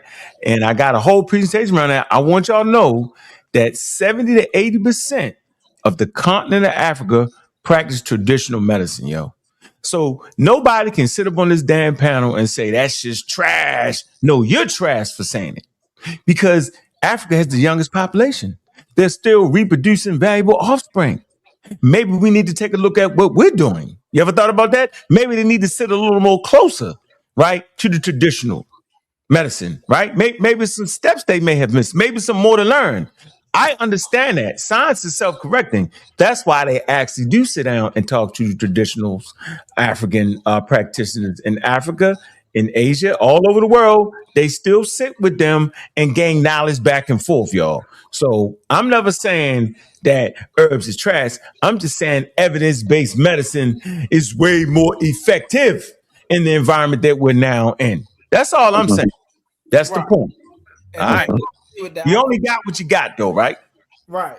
So my issue is not that, like, just like the brother was just saying, oh, well, you know, they do what they do, they run back to the gods, and that's why it's not science or da-da-da. Nobody told. There's one reason, though. That is a key reason. You can't escape. Watch this. Nobody told the Catholics that when they made our lunar calendar. Nobody told them that when they rearranged our months. Nobody told them you couldn't add your God, right? Like, that's the issue I have, bro. You mixing two things up. No, I'm not. Yeah, I can show you a calendar at 160,000 years. Listen, you can't talk over me, yo. Right, go ahead. You got one at a time. Calendar we had today. No, but you cut me off in the middle. You're excited. Excitement rules the day. Let me say this. I'm simply saying that I can show you a calendar at 160,000 years where they surmise that they may have had a lunar calendar. Not the plier. They had a system of tracking the monsoon rains, right? But it was all steeped in their deities. So the Christians could be steeped in whatever they want and still create a calendar. It's technology. That's not an issue for that. What you can't do is have astronomy and infuse your gods into it. What you can do is believe in God and practice science. No one says that. But it can't be part of the process. That's all I'm saying, Humble. Go ahead, Humble. But that's exactly what you. That's exactly. I'm not saying you're hearing it, but that's not what I'm saying. I get the problem, man. It's a communication problem. I'm not conveying it. Maybe Cedric could communicate this better. I'm saying that at that point in time, watch this. The phenomenon was not the authority, bro. It was man himself, whether through the idea of God or through him saying, I'm a Greek philosopher. We're going to stand on Greek philosophy 2,000 years on how to gain knowledge. I'm saying, when was the point where gaining knowledge came off the authority of the quote unquote phenomenon, bro? That's the real conversation here. That's the nuance of it. That's what I'm saying. That's where we getting You at. but you can't prove it. Like, real fast. Y'all act like these people back then was just doing stuff and then running back to God saying, "Oh, teach me some more stuff," and then going out here. They had a methodology of what they were doing. They knew what they were doing was repeatable. They was getting some type of results. Agreed. So if that's the case, what? Just as you just said. Why can't y'all just say, okay, these people were heavily spiritual, but they were also scientific? Why can't you just say they was heavily spiritual and entrenched in a custom and traditional and value system for their time? Why can't it be that? Why can't it be what they would have called it? No, I'm asking you a question. You can make them anything you want to make them, but I'm saying, what's wrong with what they had? Because it was science. Why? It wasn't science. How is it going to be science before science? The same thing they were doing back then is the same thing we're doing now. Are you sure about that? Did you I'm positive about that. Okay, then you died and you died. You just died in the conversation. He's out. Wow. He lost his mind. So we don't build irrigation systems today no more, Ashe. Knock it off. That's engineering. That's engineering. Knock it off. That's engineering, which takes a scientific method. Knock it off.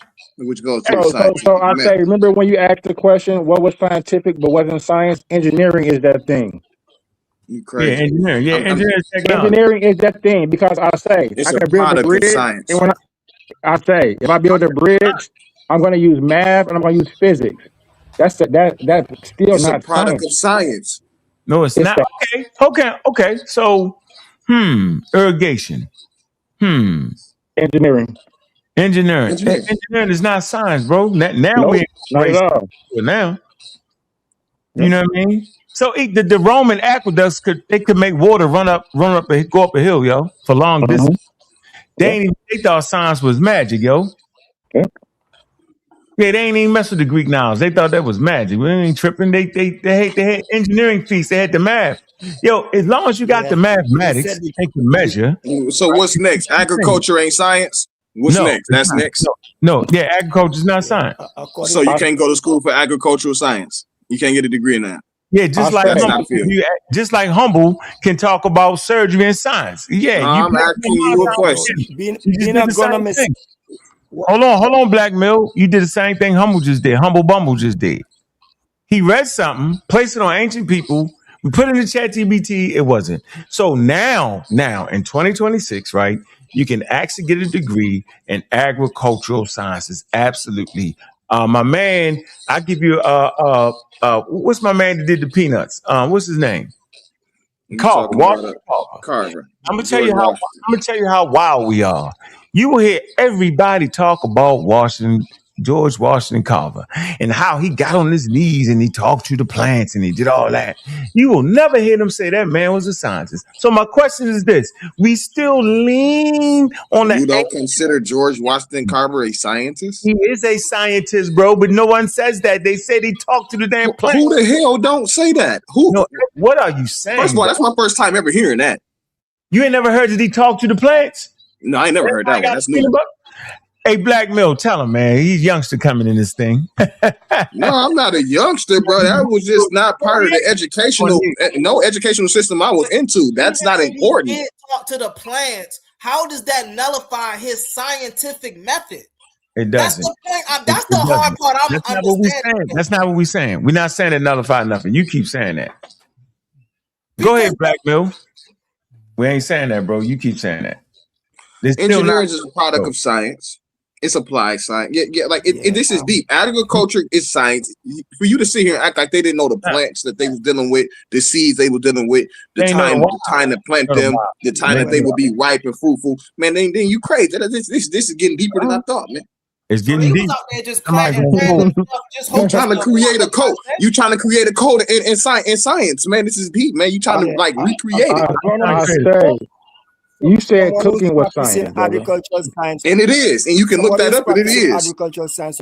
I shared. I had a source behind that. I ain't freestyle that. It's not a natural science, brother, and that's the difference. It's like you're trying to. So hunter gatherers wasn't cooking their food, brother. So the goal of science is to discover. So they want to cooking the parasites out the food. So you saying cooking is science? I say it. I dare you. I'm gonna clip you up. I dare you. You already said it. Yeah, I said it for the third time. Cooking is science. Matter of fact, yeah.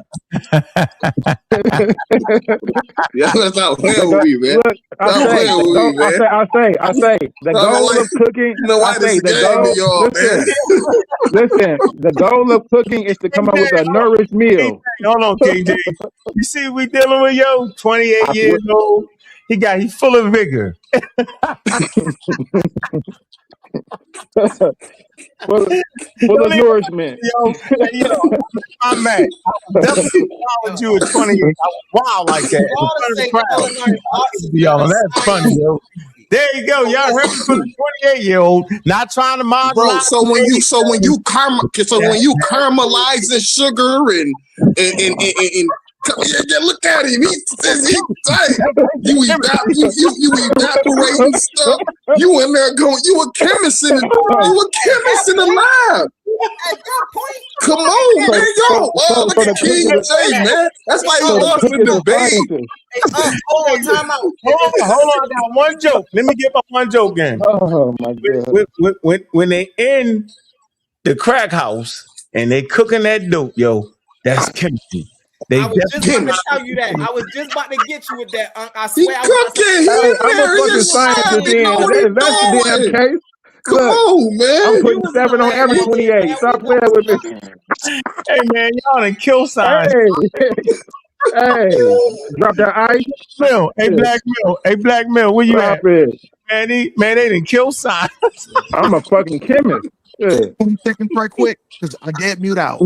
I did mute out for a second. I just want 20 seconds. Real quick, 20 seconds. Yo, wow, man. Here we go. Yo, wow, man. This why we ain't gonna get nowhere, man, because we don't think that science is cooking, man. That's why we ain't getting far.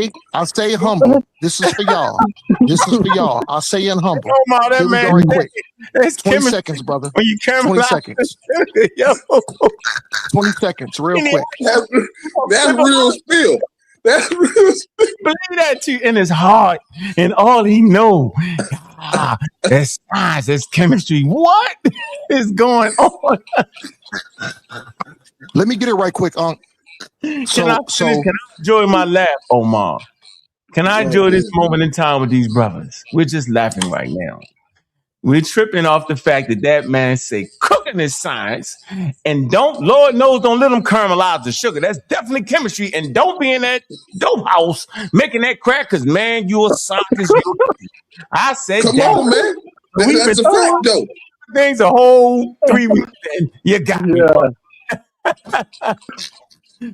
got gelatinization. Come on, man. How much farther y'all want to go, man? What y'all want to do, man? Go ahead, Omar. Man, bring us back. Thank you, Ankh. And you know what? I did laugh too. But You gotta let them have. They better than us, They younger, they better. They don't get a headache when they yell for 3 hours straight. We start getting headaches at about a half an hour in. They got us. Yeah, if I say something that crazy, I immediately get a headache. I'm trying to figure out why they ain't got a headache.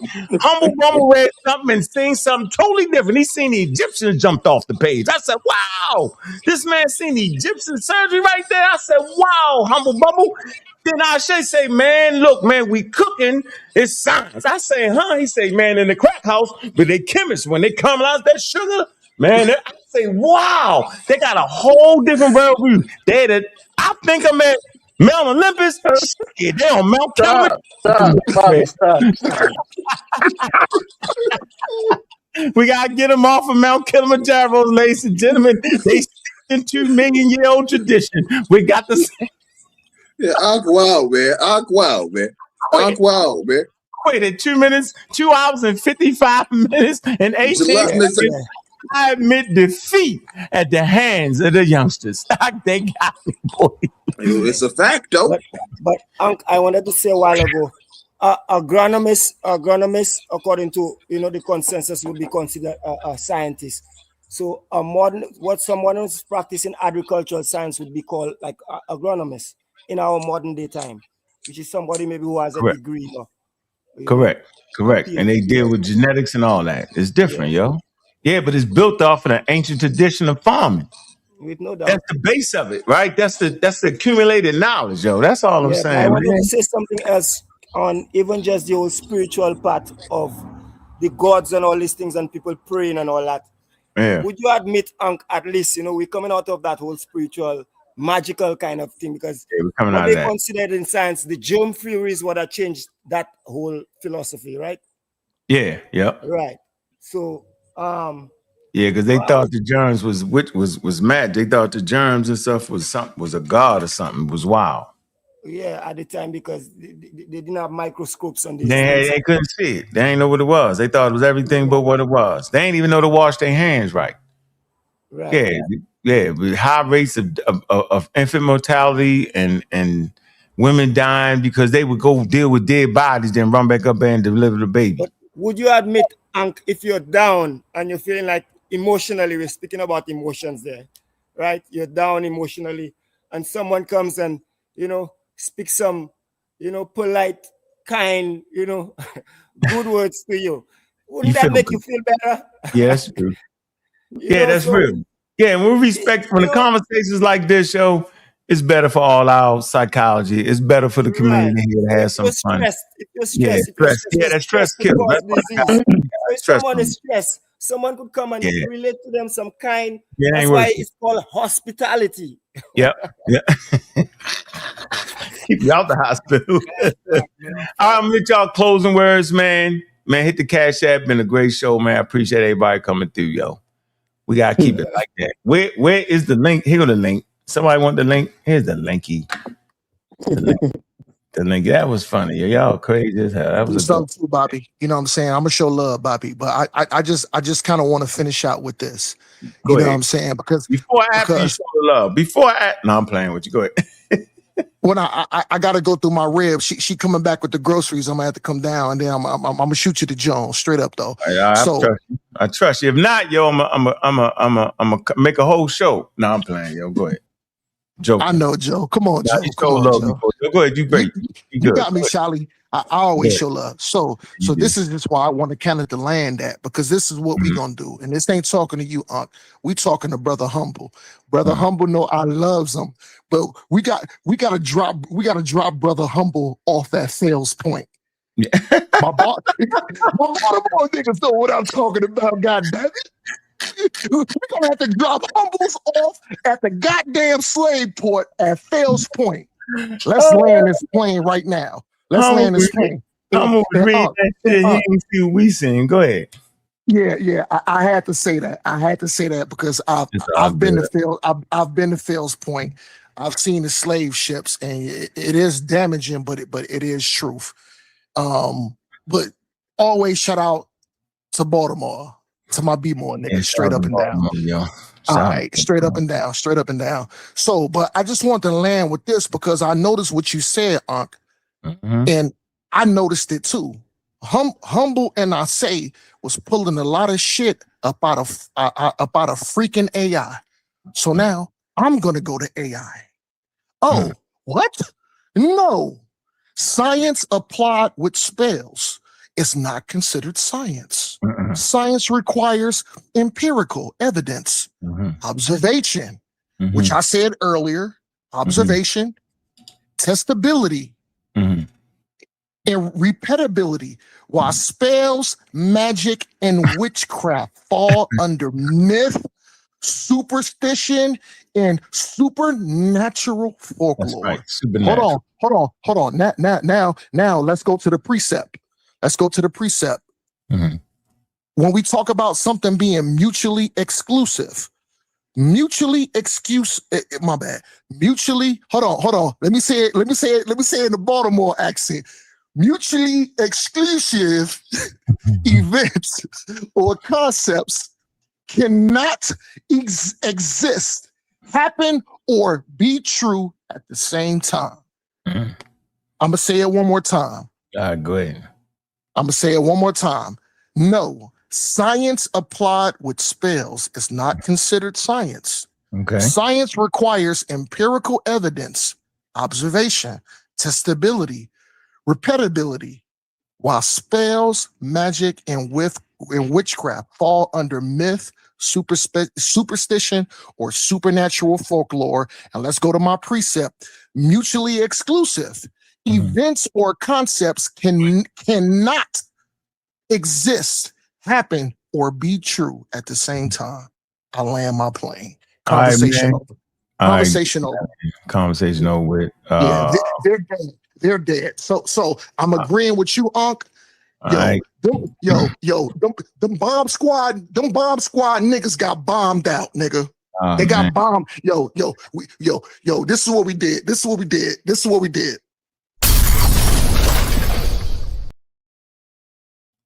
Program straight up and down. But since like you said, well, I noticed, like you said, I noticed they was going to AI and GPT. So guess what I did?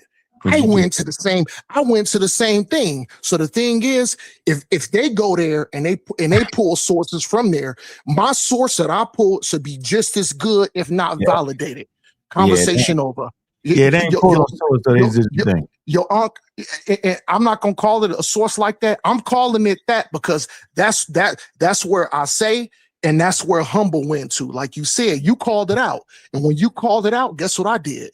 When I was muted out, I grabbed my laptop and I went into the same thing. So guess what?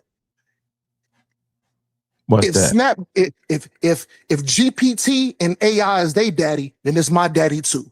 And guess what? Drop the bomb. Conversation's over. They're dead in the water. They got strangled to death. All right, we done. All right, you're going. You're long. Appreciate you, bro. It's all gravy, man. All right, that's his closing statement. Shay, closing statement, man. We getting out of here, man. What you got? Yeah, good show, man. That was fun. Man, I don't even know what to Hebrew Muhammad. You just as confused as your title, brother. Oh, hell no. I didn't even share my screen or go into any sources, bro. If you want to see my work on this whole science versus did the Africans or ancients have science, things of that nature. All you gotta do is go look at my W on the HOK, brother. Something that you would never have. A stage you would never have a debate on, brother. Like, quit playing with yourself, man. You acting crazy. Now, just because you spread misinformation, this is my landing word. Just because you see a ritual, a spell, a prayer, a blessing next to any type of scientific work, that does not take away from the word, the science that went into the work. That does not neuter it. That does not make it not valuable. That's not the message. And I'm pretty sure that was not the message that Ankh was trying to put out there. That's what I think. All right, man. There you go. Black Mill. Closing message. Yes, we're in a scientific time, brothers, so give thanks to the scientific information coming in. No matter how it comes in, we have to take it, Yeah, and I was just saying, on the other hand, religion without science is fairy tale, so stay away from religion if you're not going to learn your science, That's right. All right, man. Appreciate you. Go ahead, humble. Close them out. Peace and blessings. Hey, yo, bro, Ankh, you already know, bro. It's always a pleasure. Always, bro. And you already know. Look at you as the big bro. We talked earlier, bro. Very inspirational. I appreciate you. Keep doing your thing. I got you. Sometime.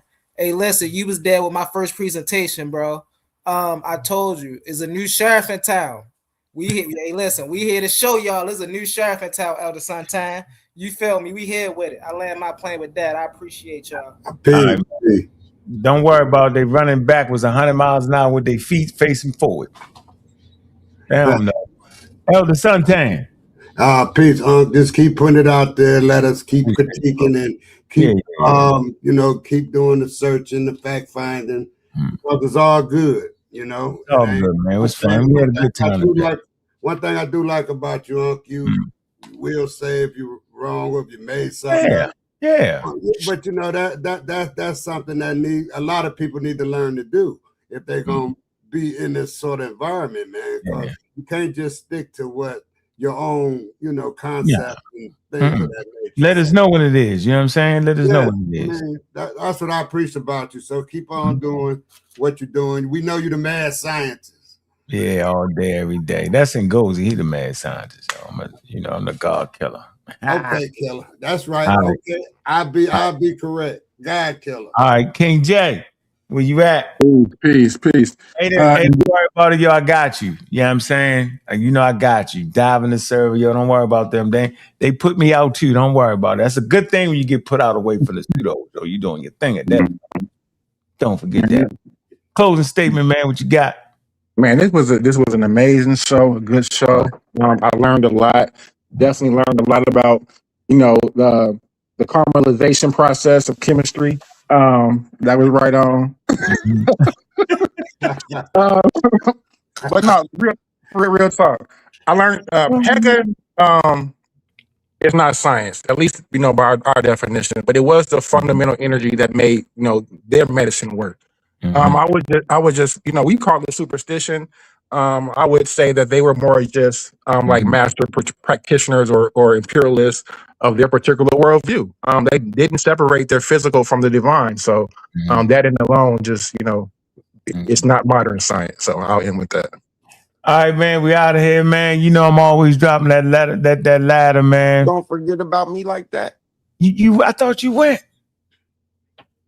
No, I want to get it. Go ahead, Omar. Go ahead, Sabi. I thought you would. You did go first. I thought that was you did go first. You forgot. But go ahead. I didn't go first. Nothing. I didn't say nothing, brothers. This wasn't Omar talking.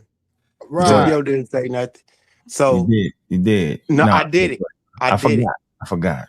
Go ahead. So I appreciate it. I appreciate the information as always. As you are fond of saying, pseudos die at their own source. Their own source body slammed them. I hope they recognize that there are distinctions and separations. And those people that they are calling scientific only thought there were 3 continents.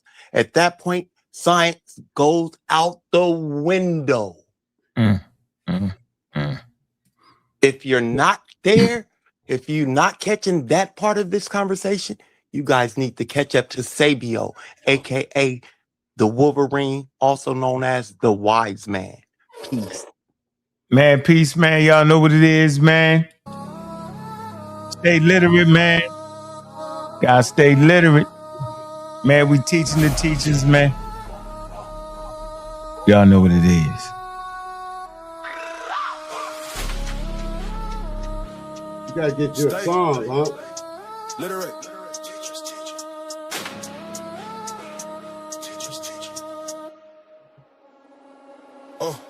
Lack of knowledge, it's a deficit. Why don't you get with it?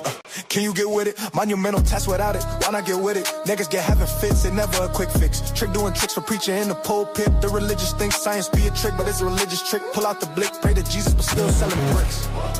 You still don't get it. You're still with it. Now you're in deficit. So what can science fix? Can't fix your ignorance, your constant belligerence keeps y'all in a trick. In a trick. That shit's continue, stay at cap. You stay at cap. What we do with that? We teach the teachers teach. Call cap on the preacher. If this was knowledge, you're in the bleachers. The pseudo slip, do some magic tricks. Back to not reaching you. We the teachers teach.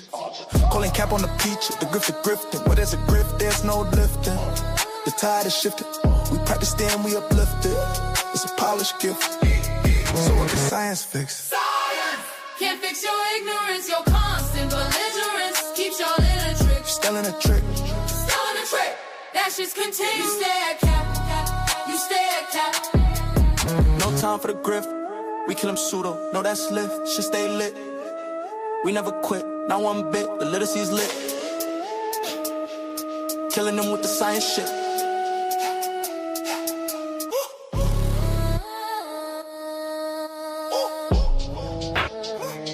teachers.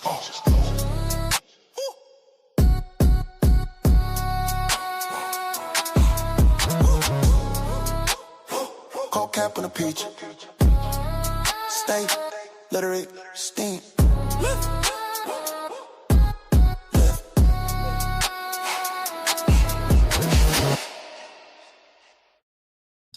Man, y'all know what it is, man. I'm the God Killer, man. I'm going to close it out with this, man. That God Killer flavor, man.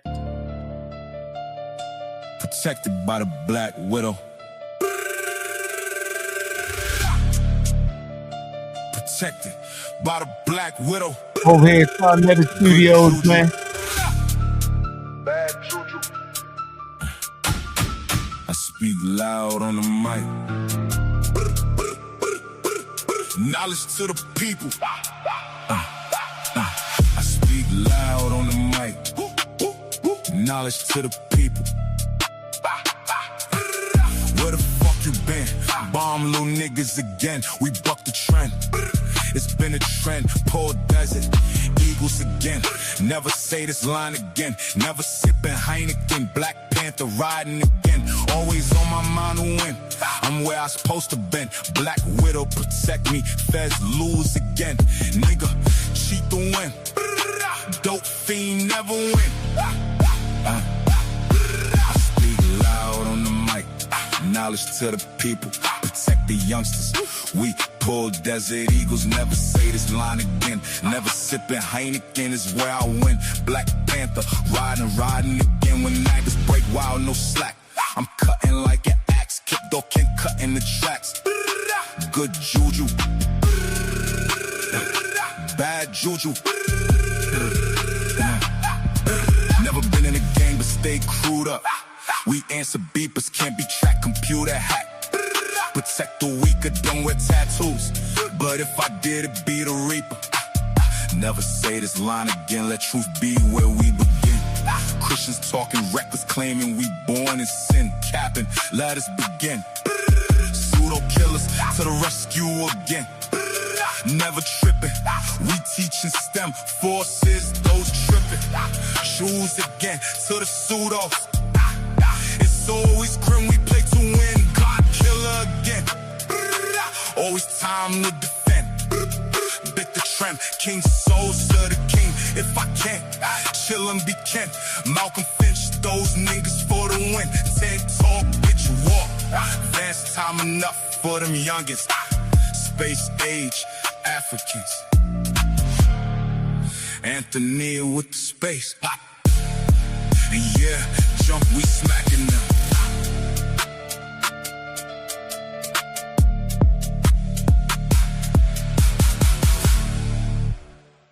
Man, look, man, check us out over there. Like and subscribe, man. The channel, hit that like, man. Get us in the algorithm, man. Make sure y'all follow me in the community of skeptics, man. That's what we doing our thing at, man. Always, every day, man.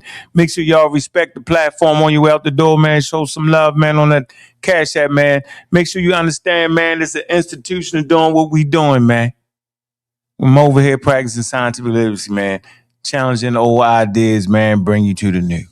I'm your host, Bobby Banger, and with that, we out.